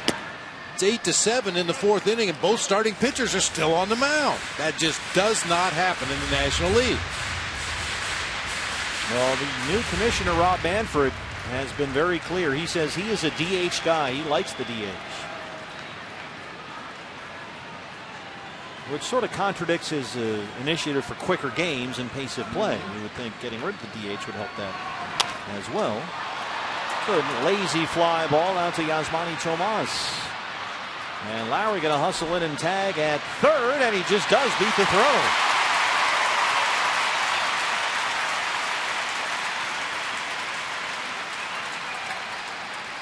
Yasmani Tomas with a nice throw into third base. Not only a strong throw, but accurate on a hop right to the bag. And Aaron Hill, as infielders are taught to do nowadays, keep the tag on that runner until timeout is called, just in case his foot comes off that bag or he hops up out of his slide and breaks contact with the base. Well, here's our Arizona Federal Credit Union Power Player of the Game. It's Astros catcher Hank Conger, the former Angel. He's had 2 at-bats. He's got 2 home runs, a solo shot, and a grand slam.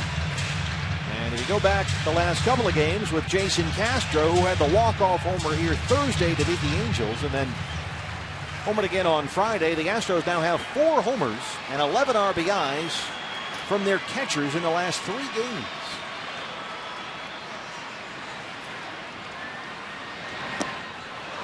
Strike one.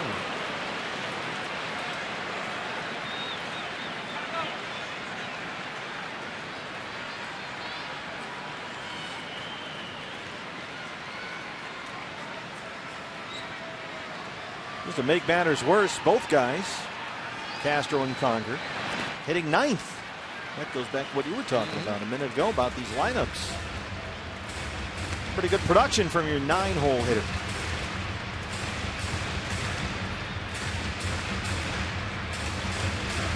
Jed Lowry, the runner at third. Colby Rasmus at first, 2 outs. 1-1 on a Hank Conger.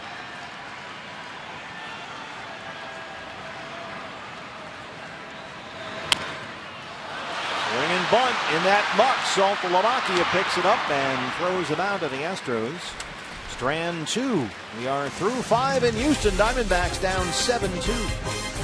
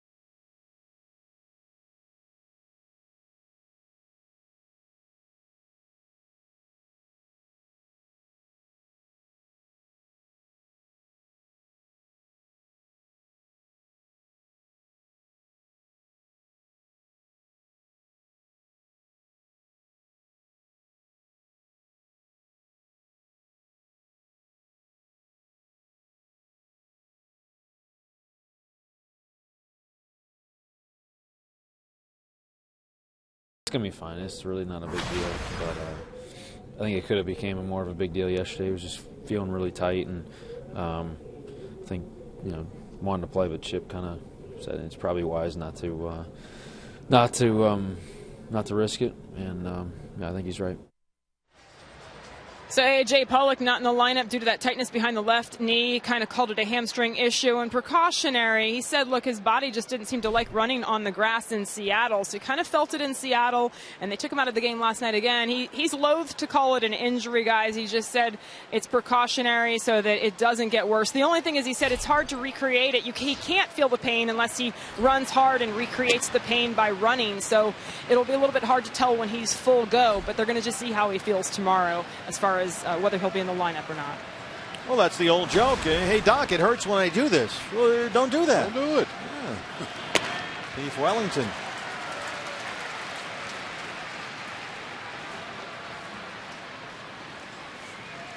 Dallas Keuchel now right at 100 pitches, 59 for strikes.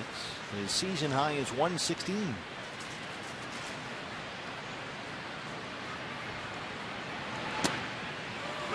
He's already struck out Castillo twice tonight, and he's ahead 1-2. I would imagine for a catcher to suddenly be the DH, it's going to be twice as worse than, say, an outfielder or somebody else, because the catcher is used to being involved, obviously, with every pitch. Every pitch. And you're just going to DH. It must feel like you got nothing to do, and the role has not been a good fit for Wellington Castillo. He is 0 for 3 tonight with 3 punch-outs. And you can understand Chip Hale trying to get his hottest bat in the lineup, especially slotting him in there behind Goldie today. But some guys just don't take to that position. I had the opportunity to DH a few times with the Blue Jays in '89, and I tried to learn as much as I could from Rance Mullenix, a guy who had DH'd quite a bit over the course of his career. And he said you just have to figure out what your routine is. Some guys go up and hit off the tee, or have a coach go up and throw some soft toss to them before their at-bats. Other guys will run down to the bullpen between at-bats just to try to keep their legs loose, keep the blood flowing a little bit. But I couldn't figure it out. Of course, I couldn't hit when I was playing, so how am I going to hit when I'm DHing?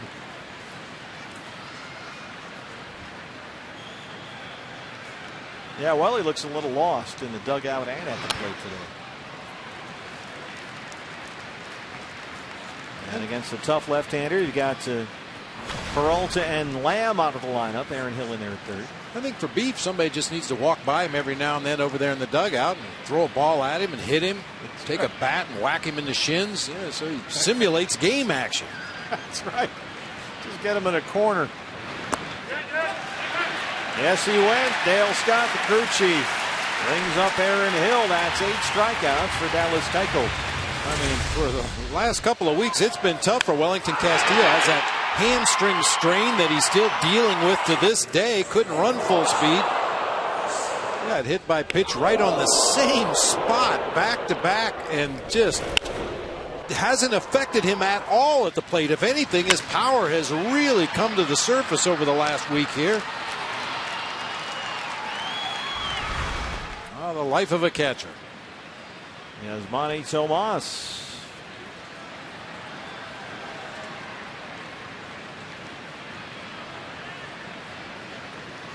And I've talked about it before in reference to Wellington Castillo. Occasionally a hitter, when you have minor injuries, a foot injury, so you've got to be very careful with your stride.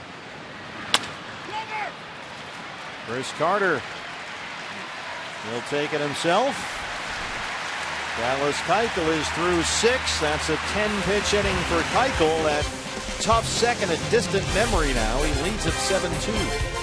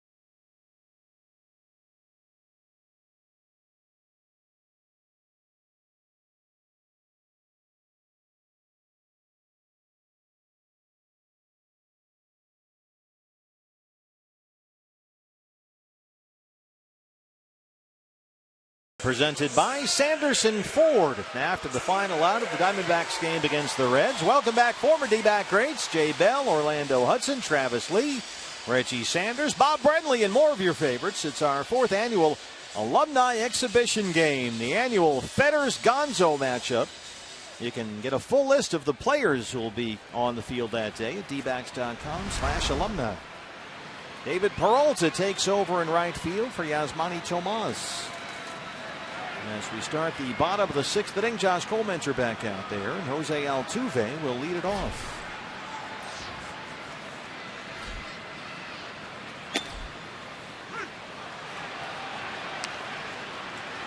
They are honoring Craig Biggio here, their new Hall of Famer, all weekend long. Biggio bobbleheads last night, Biggio jerseys here today. And tomorrow they're handing out 10,000 replica Hall of Fame Biggio plaques as they celebrate their latest Hall of Fame. Jose Altuve last year actually broke Biggio's Astros record for hits. He had 225 hits last year. The first Astro ever to win a batting title. We've talked about the great pitchers they've had here over the years. A lot of good hitters too. Jose Cruz and Jimmy Wynn, the toy cannon. Rusty Staub started his career here. Jose Cruz was a really good hitter. And of course, Jeff Bagwell, who's number 5, is retired up there next to Biggio's 7. Sky high, short left center. Who wants it? It'll be left fielder Cliff Pennington. You know, David Peralta taking over for Yasmani Tomas in right field. We looked back at the video to see if maybe he pulled something coming out of the batter's box. I think it was just a lack of effort. Perhaps Chip Hale didn't like what he saw from Yasmani Tomas. Didn't even make it to first base. Now, granted, it's a ground ball right at the first baseman, but we've seen guys drop the ball. We saw Daniel Hudson drop the ball at first base the other day on a routine play. We're not sure that's Chip's reasoning, but for whatever reason, Yasmani out, David Peralta in. Another reason could be you have to think that's the end for Dallas Keuchel. The Astros bullpen is busy right now, and Keuchel over 100 pitches. So maybe a chance to get Peralta in there a half inning early. Here's Gomez. But yeah, that's not going to fly in that dugout. Not with Chip Hale, I can tell you that. Josh Fields, the right-hander, warming up. Yeah, not when everybody else in the lineup runs the bases like their hair's on fire.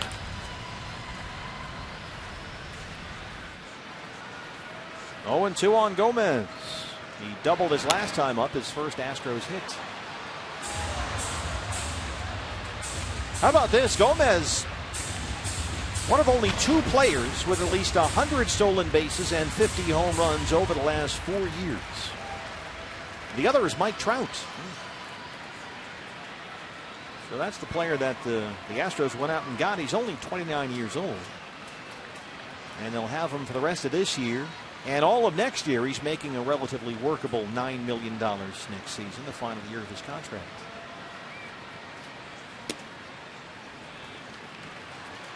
And they were not getting much production from their outfield. They've got Jake Marisnick, who's a very good defender, but has done very little offensively. Rasmus hasn't done anything at the plate. They're without George Springer, who's injured. He's got a broken wrist. So they needed Gomez, and he's got his second Houston hit. Well, one thing, when you're in first place at the trade deadline and make a deal, and granted, Carlos Gomez, an amazing collection of skills on a baseball field. He can run, he can throw, he can hit for power. But your primary concern has to be what effect will he have with the team chemistry. I mean, this is a ball club that has done it without him up to this point, and what will it do to that clubhouse, and what will it do to the chemistry of the team? Well, Gomez plays with a ton of enthusiasm. Here's Carlos Correa, who's become one of the leaders of the ball club at 20 years old. Every Astro player will tell you that. But they have a tradition here. I don't know if you've heard of this. It's called Club Astro. Yeah, I've heard of it.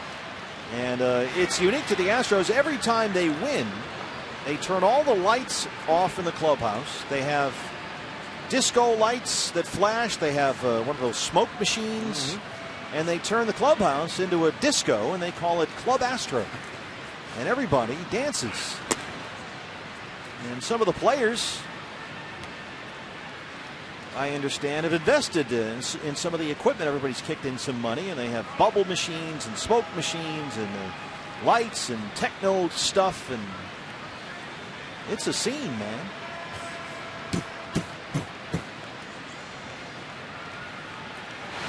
Yeah, they got the disco ball, and after every win, they go in there and they all, KC and the Sunshine Band, whatever you want. Club Astro. Guy outside with a velvet rope. There's a list. You're not on the list, I'm sorry.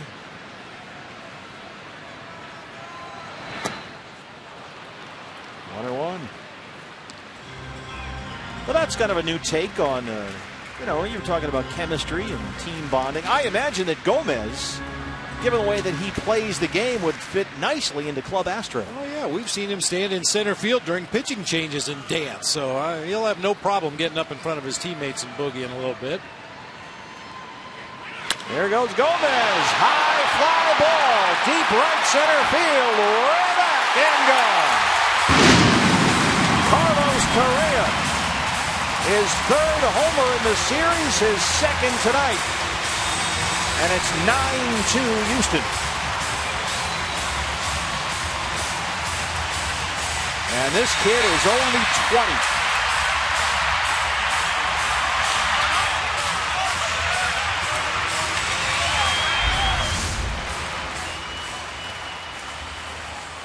Opposite field powers. 2 home runs before have come on changeups, and he pulled them to left field. This one is just blasted to the gap out there in right center.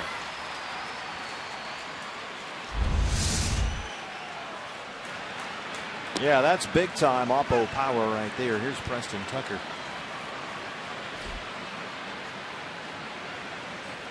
So for Carlos Correa, that's 5 homers in his last 13 games. His first career multi-homer game.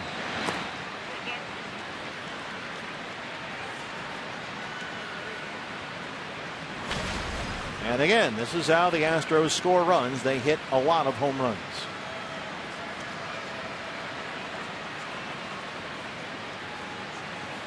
They've scored 9 times tonight. 8 of those runs be the homer. 1-2 on Tucker, who's already struck out twice tonight.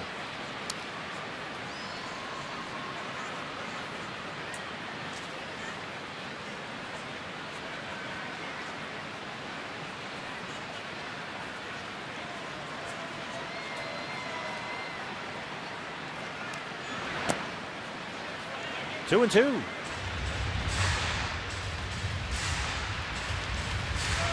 Might have been fun to play for an organization like the Astros back in my playing days. A team that doesn't care if you strike out. Just try to hit the ball in the seats as often as you can.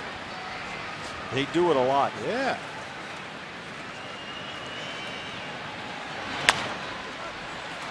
Into the shift. Owings from the outfield brass. 2 down. Instead of the hitting coach working with you for hours and hours and hours, hey, stay inside the ball, drive it the other way, stay up the middle of the field. Nah, forget that. Get on your back leg and swing straight up. That's the old Earl Weaver adage, pitching, defense, and 3-run homers. And the Astros have bludgeoned the ball in this series. Home runs last night by Correa and Castro. And tonight, 2 for Correa, 2 for Hank Conger. Here's Gaddis.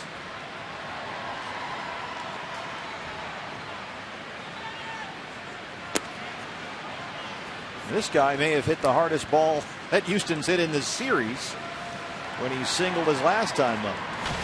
Just an absolute laser off the wall and left.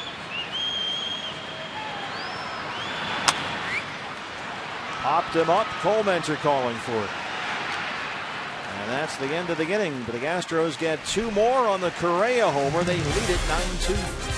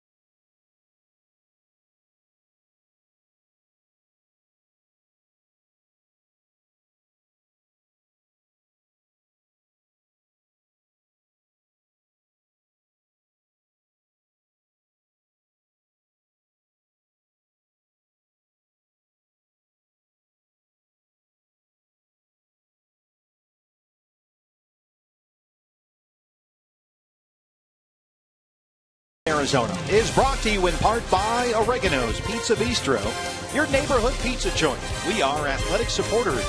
By Card Power from Arizona Federal Credit Union. Now that's the power of us. And by Arizona Breakfast Weekend. Bowls of bacon, piles of pancakes continue this week during Arizona's Breakfast Weekend. Go to ArizonaBreakfastWeekend.com for more details. Well, they call it H-Town here. They should change the name to HR Town. The Astros hitting more home runs, and they lead the Diamondbacks 9-2. That's it for Dallas Keuchel. And the new pitcher for the Astros is the right-hander Josh Fields. His 36th appearance of the year, a 2.65 ERA. Josh Fields finished the ball game off for the Astros last night in the top half of the 10th inning. Came on to strike out Chris Owings. Got Nick Ahmed to fly out to center field. And so Dallas Keuchel goes 6 innings, and that's a new record. He has pitched at least 6 innings in 33 straight starts. That's a new Astros franchise record. Breaking the tie he had with Brett Myers, who did it back in 2010.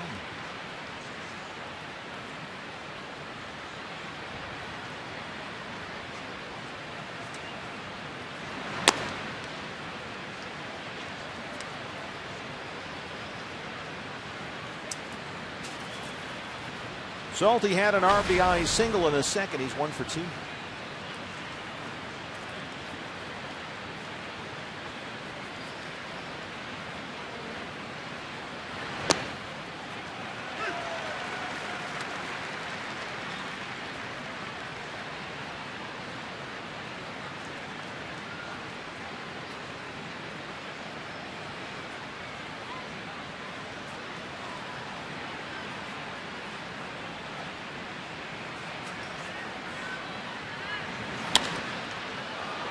The high fly ball to left center. Gomez coming over. 1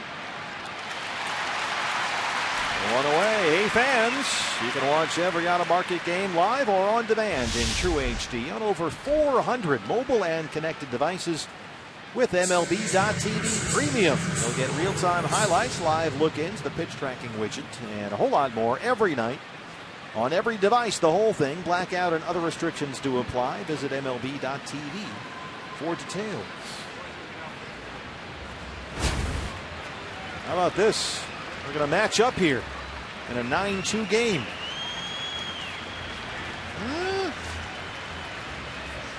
Chris Owings is coming up. Vince Velasquez is coming in. Sure.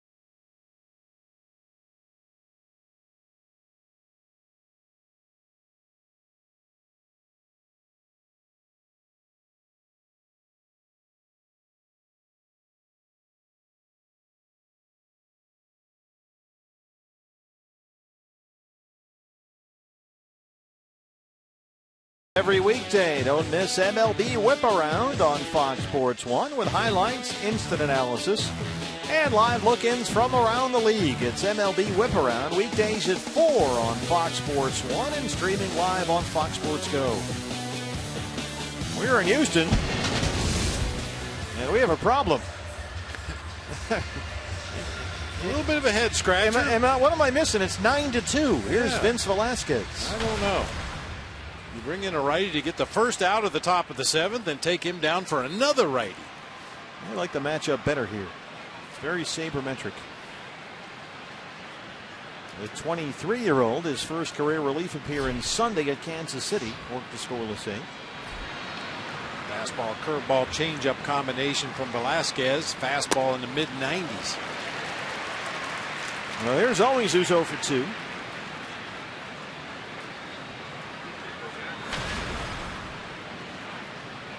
Co's hit safely in 5 straight games, 7 of his last 8.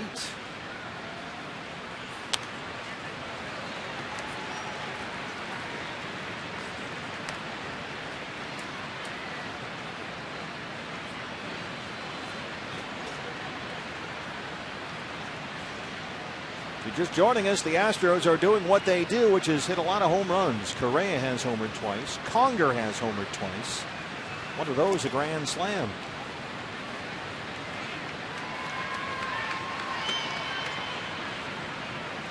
This is the kind of year it's been for CO. This is the 87th plate appearance he's had this season, and he's had an 0-2 count.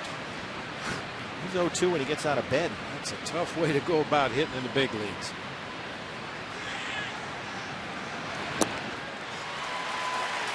Well, he punched out 4 times last night. He struck out twice tonight, 2 down.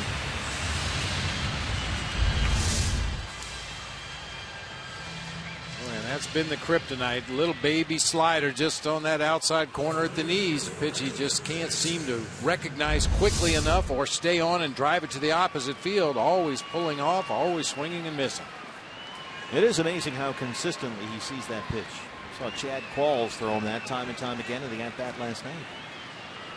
Cliff Pennington has walked and grounded out. And one thing we know, he'll continue to see it until he closes that hole. Either lay off that pitch, take it for a ball, or start to drive it to the opposite field. You got to do something. Otherwise, you're going to see nothing but sliders on that outside corner.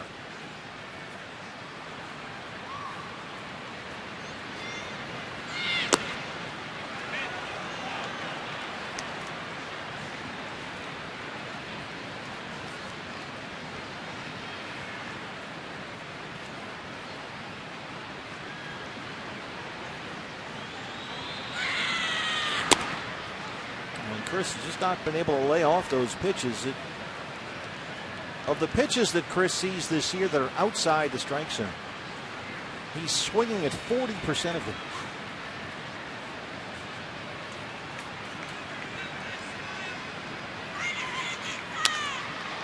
Pennington hits this out to Rasmus. Well, 2 pitchers get 3 outs in the 7th. We stretch in Houston. Diamondbacks down 9-2.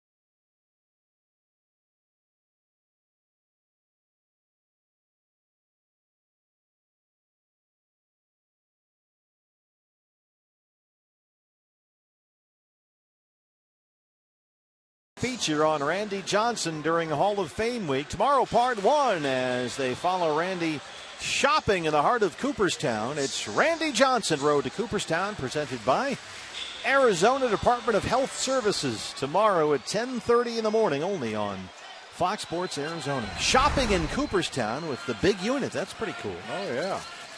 I'm sure it was something baseball related. I think that's all they sell in Cooperstown. I think you're uniforms and hats, T-shirts. Tell you what, if you're a nerd like me and you love the bobbleheads and the baseball cards and all that stuff, I mean, that is just heaven on earth. There's Jed Lowry.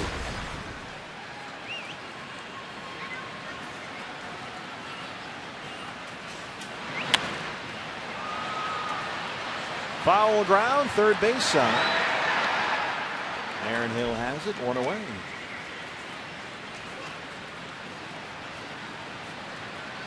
Brings up Colby Rasmus.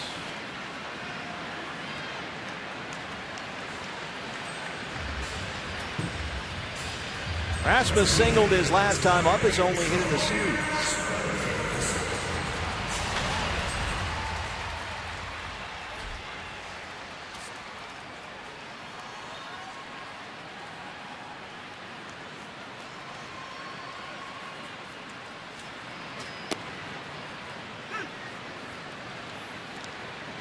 Talked earlier about how Rasmus has a reputation as being a difficult player. Didn't really fit in, it seemed, in St. Louis or Toronto. He said he wasn't comfortable in the environment with the Blue Jays. Well, Adam Lind, who's now with Milwaukee, of course, you saw him last weekend. He was asked this spring about the Blue Jays clubhouse, saying, what do you think? How might it be different this year? And he said, well, there might be a few more smiles with Colby Rasmus gone. That kind of sums up the way his departure from Toronto was received. Well, it's amazing how much of an impact one player can have on a 25-man clubhouse. I saw it firsthand in San Francisco with Barry Bonds. Everybody kind of waited every day until Barry got there to see what kind of mood is he in today. If he walked through the door smiling and laughing, everybody felt like they were going to have a good day. And more often than not, if that black cloud was over his head when he walked through the clubhouse door, it was going to be a rough day. Rasmus slams that into right. His second hit tonight. Well, he says he loves it in Houston. Says this is a much more comfortable clubhouse and environment. Says he's not having to look over his shoulder all the time like he did in Toronto. Whatever that means. A one-out single. Here's Chris Carter. They had a real unexpected treat today. Astros radio. Larry Dierker sitting in today for our old buddy Steve Sparks. Larry, of course, Manager of the Year in 1998 for this Astros ball club, was one of the great pitchers, still holds a number of Astros records on the mound. And we got to talking about RJ because Larry had Randy Johnson when he came here to Houston for 11 games and went 10-1. And we were kind of comparing notebooks, and it's amazing how similar they were. You both had to go out there and maybe sometimes pull him out of a game or talk to him. Yeah, and Larry was even talking about his pitching coach, Vern Rule. He said one time Randy came off the mound and was upset because the team didn't make a play behind him defensively, or something had happened on the field, and Randy went up the tunnel of the clubhouse, and you could hear things banging in the hallway as he was headed up to the clubhouse. So Larry told Vern Rule, his pitching coach, go up there and settle him down. And Vern Rule said, no, I'm not going up there. You go up there. Well, Larry's number 49 retired here at Minute Maid Park by the Astros. And he said the one bad game that Randy had as a member of the Houston Astros was in Philadelphia, and apparently he was having a lot of issues with the mound that day. Felt it was too high and threw off his arm angle, and his release point was really having trouble throwing strikes. And Larry said, I went out there to talk to him, and our bullpen was just absolutely gassed, so we needed Randy to go 2 more innings. So he said, I stood at the bottom of the mountain while Randy was on top of the mountain. Talk about feeling small. Begging him, please give me 2 more innings. Can you please just give me 2 more innings? Try and get 2 here. A nice turn by Chris Owings at second base, and the Diamondbacks turn 2. A slow roller to Nick Ahmed. Owings turns it, and they get through the 7th. It's 9-2 Astros.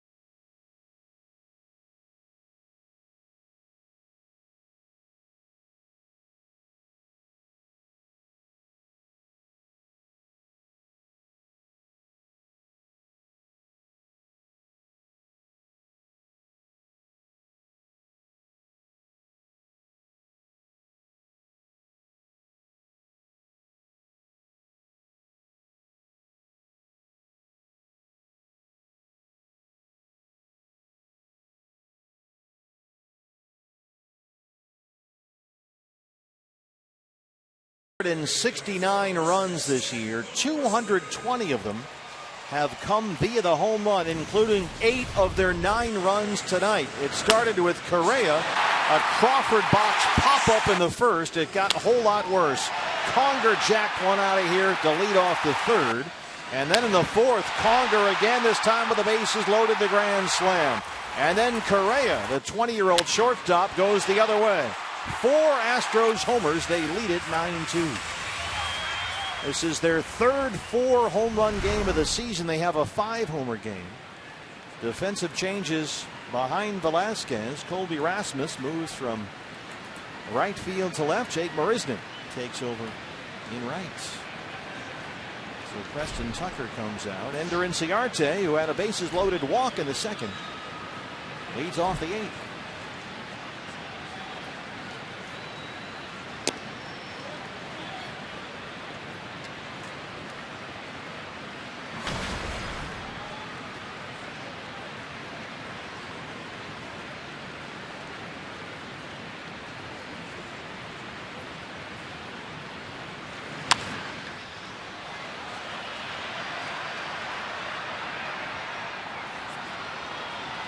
Running out of outs here. Diamondbacks got to get something going right here in the 8th inning. Down by 7 runs. That's an awful lot to bite off in 1 inning. But if you can get 2 or 3 or 4 back here in the 8th, at least give yourself a chance in that 9th inning to possibly get the tying or winning run to the plate. Ballpark plays the same way for both teams. The Astros had a 5-run fourth. 1-2 on Inciarte.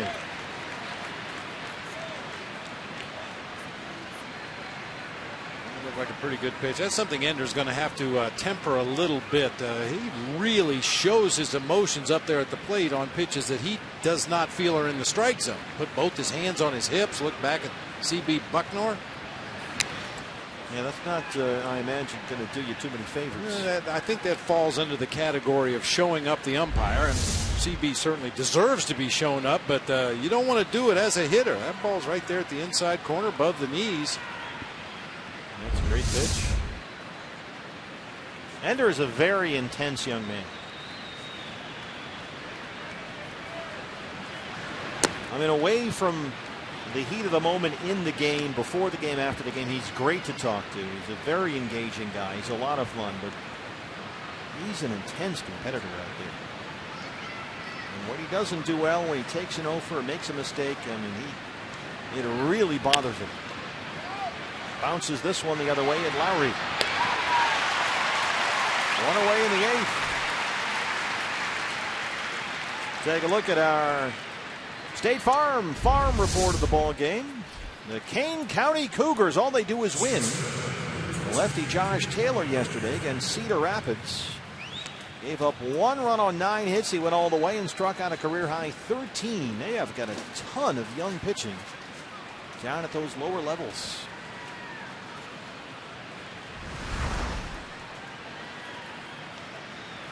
Picked up from the Phillies earlier this year. That was a compensation pick or a bonus slot trade, one of those deals. Nick Ahmed hitless tonight.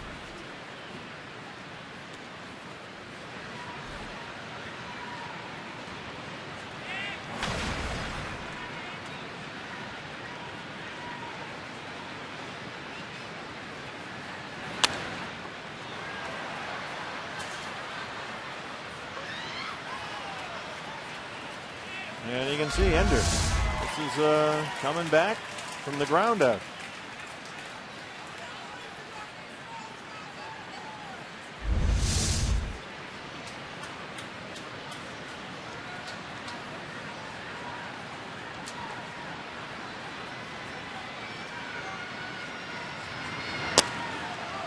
Two and one. One thing about Velasquez, the numbers will say if you get ahead in the count against him, you got a pretty good chance you're going to get a fastball. I mentioned he throws it in the mid-90s, but if you can guess right in those fastball counts and get on that pitch, you're right back in this ball game quickly. Thought about barehanding that one, decided it wasn't the smartest thing ever, and Correa cleans it up. You can almost see Velasquez talk himself out of barehanding that one in the middle of the play. Saw Greg Maddux do that many, many times in his career with the Chicago Cubs and the Atlanta Braves. Maddux, one of the best fielding pitchers to ever play this game, and there were times where he would intentionally let that ball go by him because he knew there was going to be a middle infielder behind him to make the play. Well, Goldie's spot is up, and he's going to get the rest of the night off. Jake Lamb, who sat against the lefty Dallas Keuchel to start the ball game, will hit for Goldie with 2 outs in the 8th. 276 and 3 homers. And Jake launched one out of here last night. Upper tank in right, his 3rd of the year.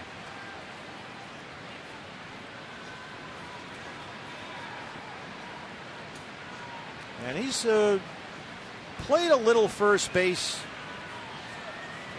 in practice. They've had him take ground balls over there. You see that a lot before ball games, just to kind of get the feel of it, as Rasmus has it behind Lowry.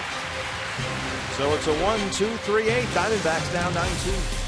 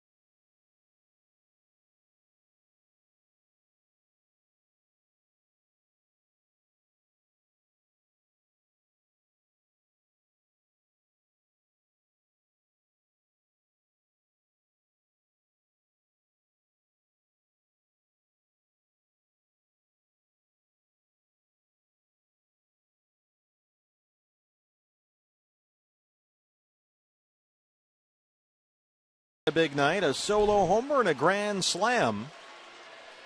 His first career multi-homer game, and he leads off the Astros 8th against Josh Comenter. Jake Lamb takes over for Goldie at first.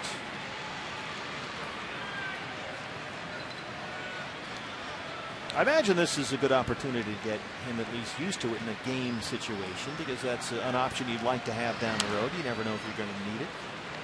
You always try to pull some positives out of a negative experience, and certainly this ball game has been a negative experience up to this point. So yeah, get Jake Lamb in there for a couple of innings defensively, let him see the position, possibly see the ball coming off the bat your direction. At worst, he's going to have to run over there and cover the bag a couple of times, hopefully.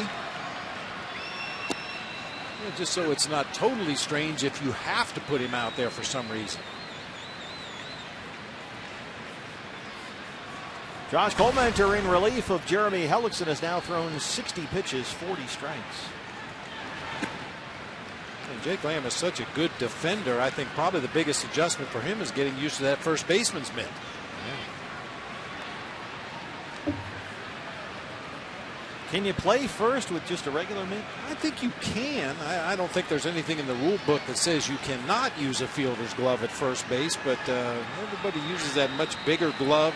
Picking throws out of the dirt, stretching any direction you need to get to a throw.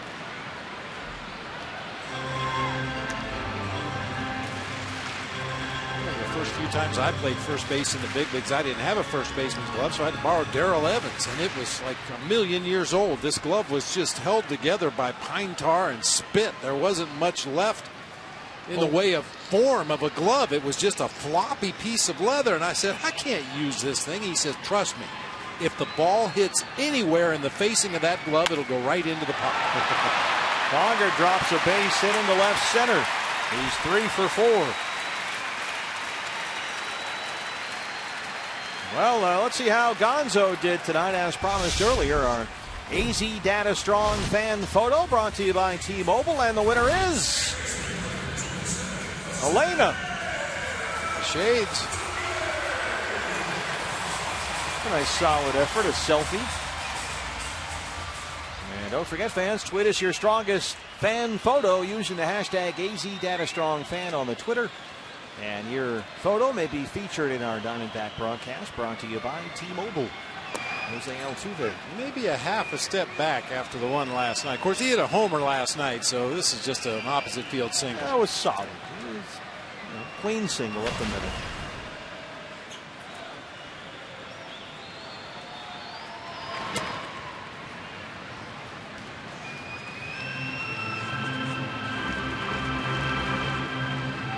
Keep your eye on Jose Altuve's front leg up there. It's very, for lack of a better word, twitchy. And he's a short, quick, early step. It's not a big dramatic leg kick, but see a lot of those guys lift that whole foot up there and they have that big pronounced leg kick. That one's by salted. And Conger moves it. But Altuve changed that front leg. It's a short, quick step now. Last year, he won a batting title.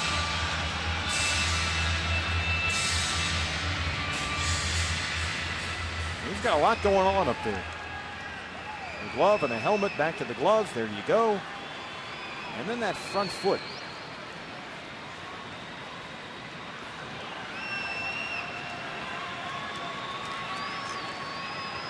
It's a very short, quick step. And he turns on that one. Aaron Hill dives and has it. Close play at first. They get the speedy Altuve. And boy, Aaron Hill's had a really nice night down there at third. He's had some tough chances to deal with, diving to smother this ball to his left, gets to his feet quickly, and he had to get to his feet quickly and unleash a strong throw to get Altuve at first. One away for Carlos Gomez, 2 for 4, a double, a single, he has scored a run. Here's something, when you hit a lot of home runs, you don't worry about things like this, but the Astros, I mean, think about this, they're up 9-2. And Gomez drops that in there, right center. Here comes Conger. Here's the throw, and it is in time. They got him. Ender Inciarte throws out Conger at the plate. Did he get a glove on the runner or not? They're on the phone. Trey Hillman, the bench coach. Take a look. Does he make contact with the catcher's mitt?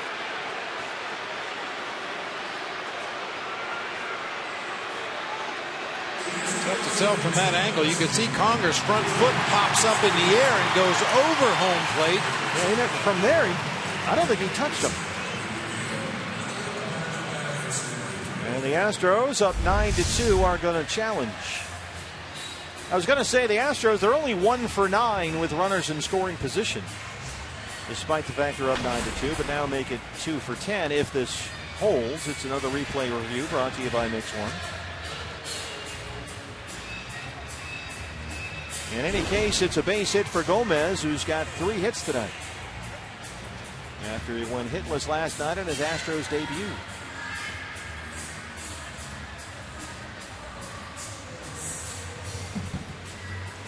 When you look at the angle that comes from behind home plate, it sure looks like Salty did not touch Conger. Dale Scott, the crew chief, and C.B. Bucknor, the home plate umpire, on the headsets to New York. Here's a look. Different angle this time. Well, maybe he got him under the arm. Rib cage or on that left arm, and the other angle, you could clearly see Conger's front leg pop up in the air and go over home plate before he finally came back down on it. Yeah, Hopefully that tag was applied while that foot was hovering over the plate.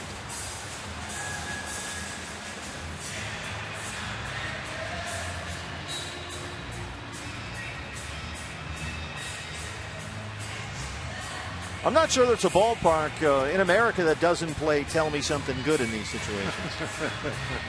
The music on the PA. A whole new generation of Rufus and Shaka Khan fans. Shaka Khan.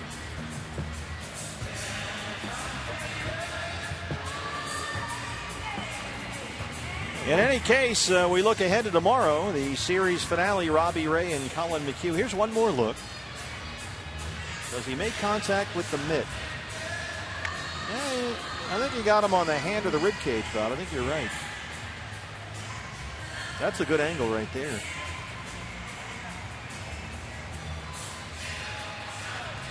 We have a 10:30 a.m.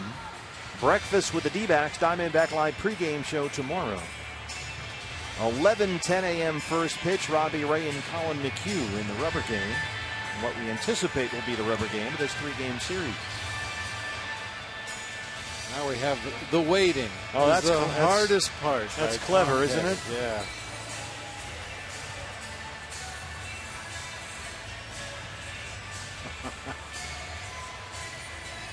Well, after this song, it'll be 3 blind mice if they're still looking at the replays in New York. Oh, boy.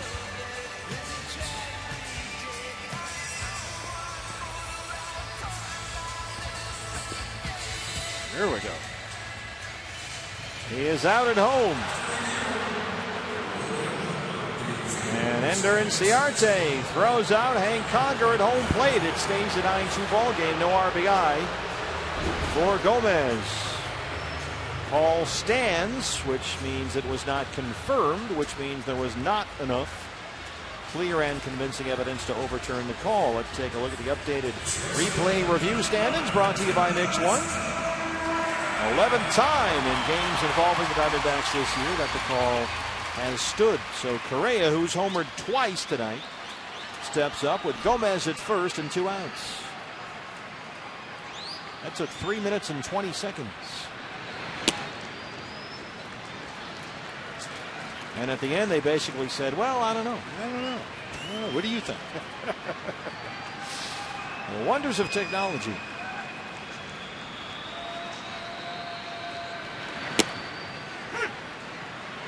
It was pretty apparent to me that if Conger kept that front foot down on the ground, he would have been on the plate and probably been called safe. I think that was the determining factor for C.B. Bucknor as he calls another one way off. That looked like one more right there. C.B. Bucknor. How about this one? That's closer. Sneaking in there. Borderline. In on the hands. Well, they'll be partying tonight in Club Astra. And the Astros clubhouse, Oliver Perez, ready in the bullpen.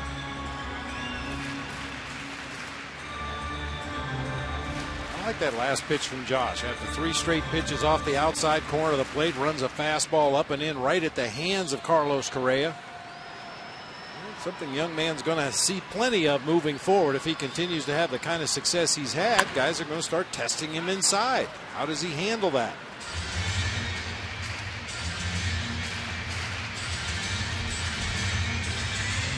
Diamondback Live postgame show follows our ball game.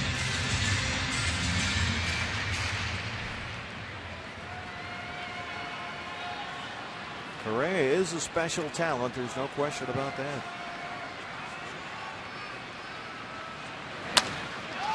Down the right field line and foul. He's got all the skills you would expect from a first overall pick, but what makes him extra special, it seems, is, and A.J. Hinch has talked about this, there's a level of poise here with this young man and maturity. There is a presence about the kid. And the way A.J. Hinch put it was, it's a unique set of skills and tools and charisma. He does have a little swag.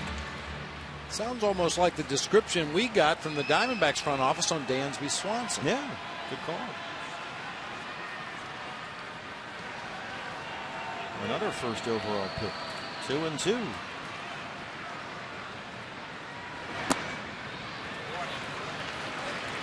And Correa, a product of the Puerto Rico Baseball Academy. They have an academy there, and he was went through the whole process there and wound up a first overall pick. Education in the morning, baseball in the afternoon. 3-2 pitch. There goes Gomez. Correa shoots it out toward Peralta, and David runs it down in the gap. We are through 8 in Houston. It's 9-2 Astros.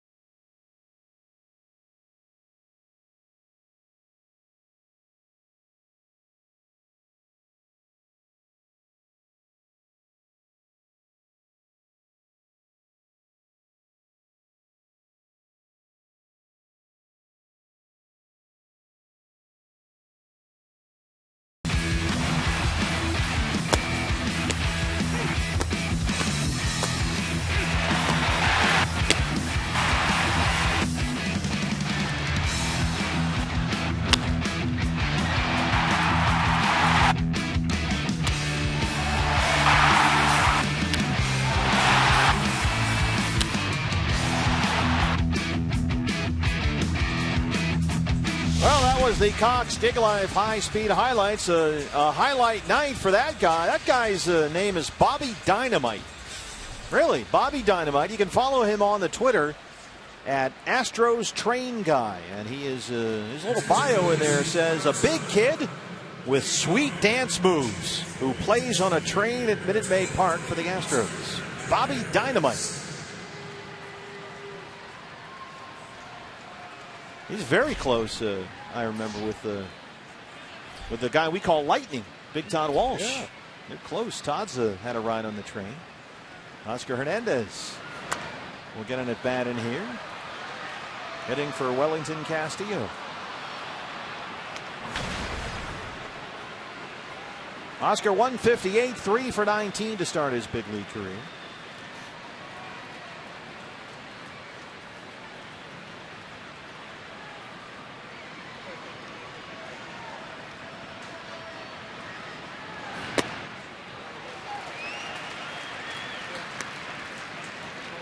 I wonder if Bobby Dynamite, that's got to be a stage name.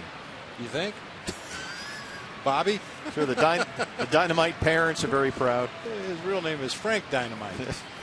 It sounded better. More believable. Oscar Hernandez lifts this one toward the Crawford boxes. Colby Rasmus kind of gave up on that one. You know, that's kind of what you're talking about with Colby Rasmus. I mean, that was a very catchable ball. There's a right-hand hitter up there. It's not like he was shaded way over toward center field. A.J. Hinch kind of, what happened there, Hank?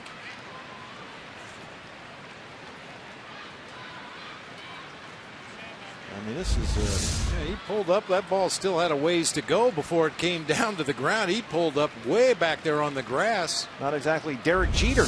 No. Diving into the seats. The second life for Oscar, 0-2.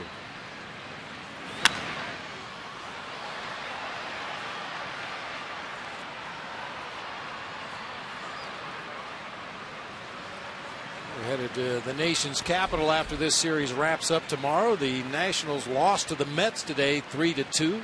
Lucas Duda with a couple of homers.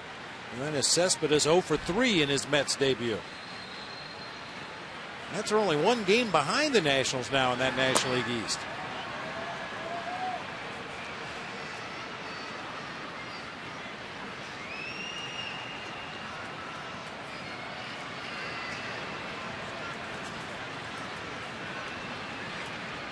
One and two. Well, the Diamondbacks have had innings in which they've gone 3 up, 3 down 6 times tonight. And only one E4, the error that Altuve booted, kept it from being 7 1 2 3 innings.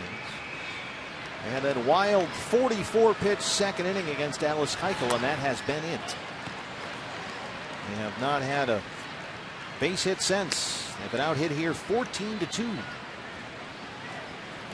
And 2 hits in a ball game will tie a season low for the Diamondbacks. Last time they had just 2 hits. June 26th at San Diego, they lost 4-2 against Tyson Ross.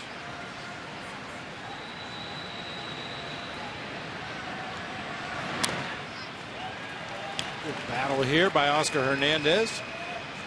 Oscar has struck out 12 times in his first 19 career at bats, so this is good to see. Fighting some of these off.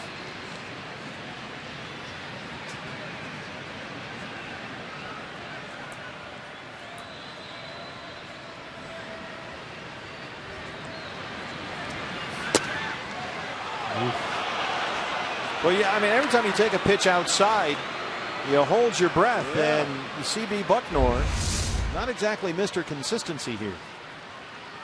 That's a good pitch. We've seen lesser pitches called strikes out there off the outside corner tonight. 3-2.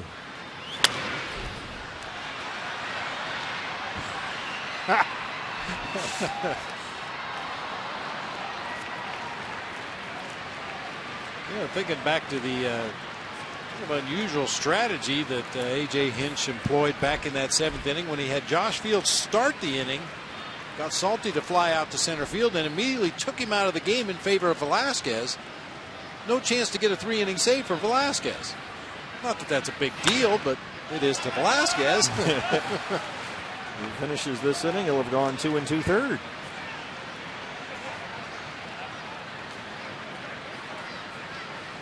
So Andrew Chafin this year get his first career save was a 3-inning save. Doesn't matter what the score is, you work the final 3 innings and then you get the save.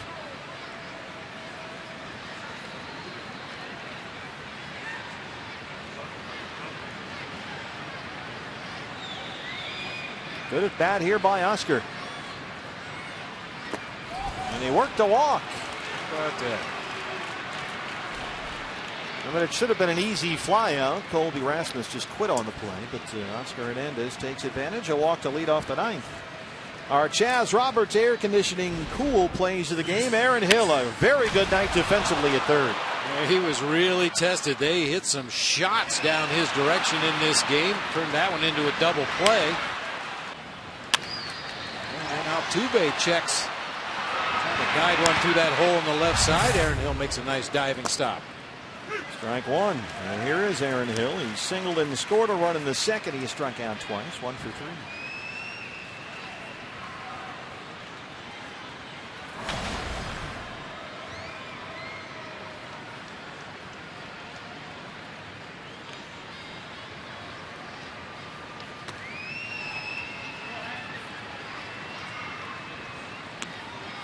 Out on the left coast, the Dodgers beat the Angels today 3-1. Should this score hold up, Houston will be 3 games up on the Angels. Kershaw went 8 scoreless now, 37 consecutive scoreless innings. Just a week after Zach Greinke's streak of 45 2/3 scoreless ended. Yeah, so what did they do at the deadline? They got pitching. The American League West.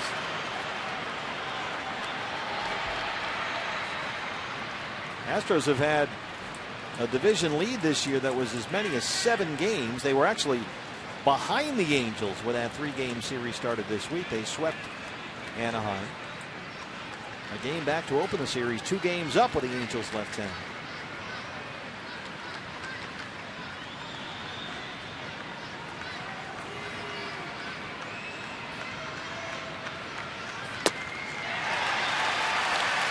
Aaron Hill strikes out for the 3rd time tonight. 1 away in the 9th.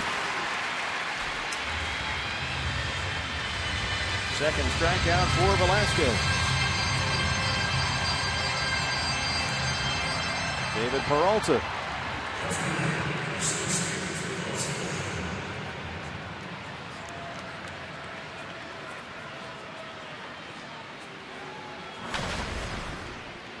.283 and 9 homers for David. He has raised his batting average for the season by more than 30 points over his last 30 games. And he has had a pair of 3-hit games in his last 3 for 5 last night. And as he steps in here, he's 8 for his last 15. D-backs just looking for anybody to get a base hit. They haven't had a hit since the 1-out RBI single by Jared Saltalamacchia back in the 2nd inning. 0-2.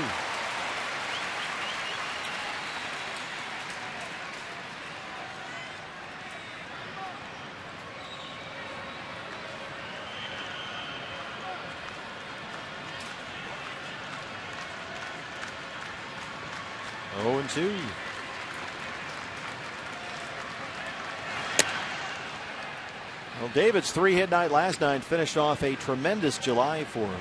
329 last month. 13 extra base hits, 16 RBIs in 22 games. His July OPS was over 1,000.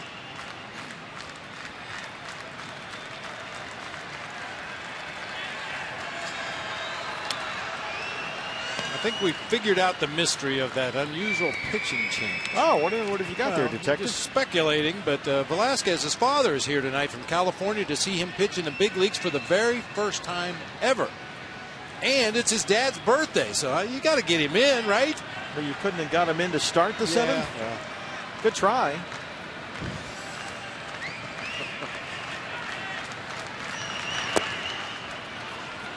From Pomona, California, out here to watch his son pitch in the big leagues for the very first time. That's great.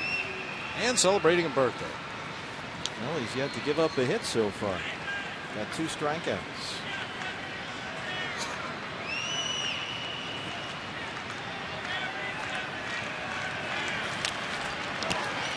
Other birthdays on this day. My old mentor, Milt May, the left-handed part of our platoon behind the plate. I was the right-handed hitter. He was the left-handed hitter. And Milt having a birthday today.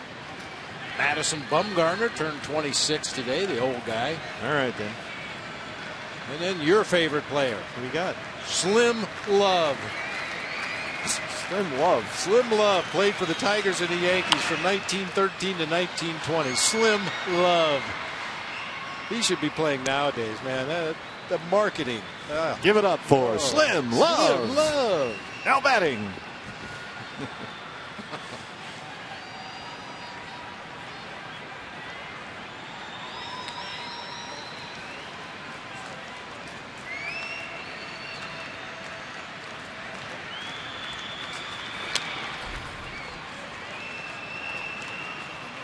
Did Slim Love have much of a career? 7 years in the big leagues. I don't know how much he played or how well he did. I'm sure we can look it up. Slim Love. Edward Houghton Love, 6'7", 195. They called him Slim. There you go. Let's see. Slim Love pitched 6 years in the big leagues. He was a Washington Senator, a Yankee, and a Tiger. A career record of 28-21, a 3.04 ERA. Serviceable. Won 13 games for the 1918 Yankees. Called strike 3.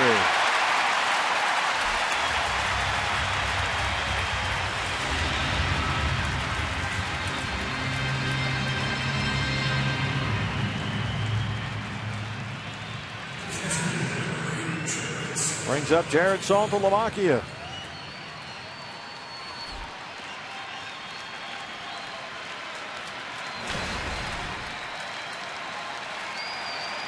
Slim Love once led the league in walks, by the way. Walked 116 guys in 228 innings. That's a lot of walks. 2 down for Salty. They were probably squeezing him back there. If he'd had C.B. Buckner behind the plate, he'd be in the Hall of Fame. I was going to say the same thing. Well, if this score holds up, and there's a decent chance it might, Dallas Keuchel will become the American League's first 13-game winner.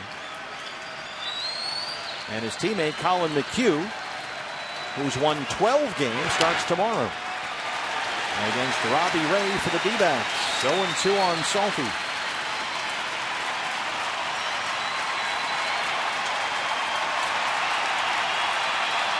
Diamondback Live postgame show follows our ball game.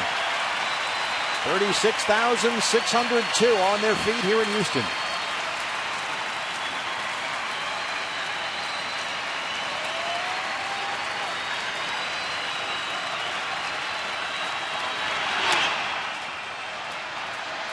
Foul ground, left side. This might be playable here, and Rasmus runs that one down in front of Lowry. The Astros win the ball game.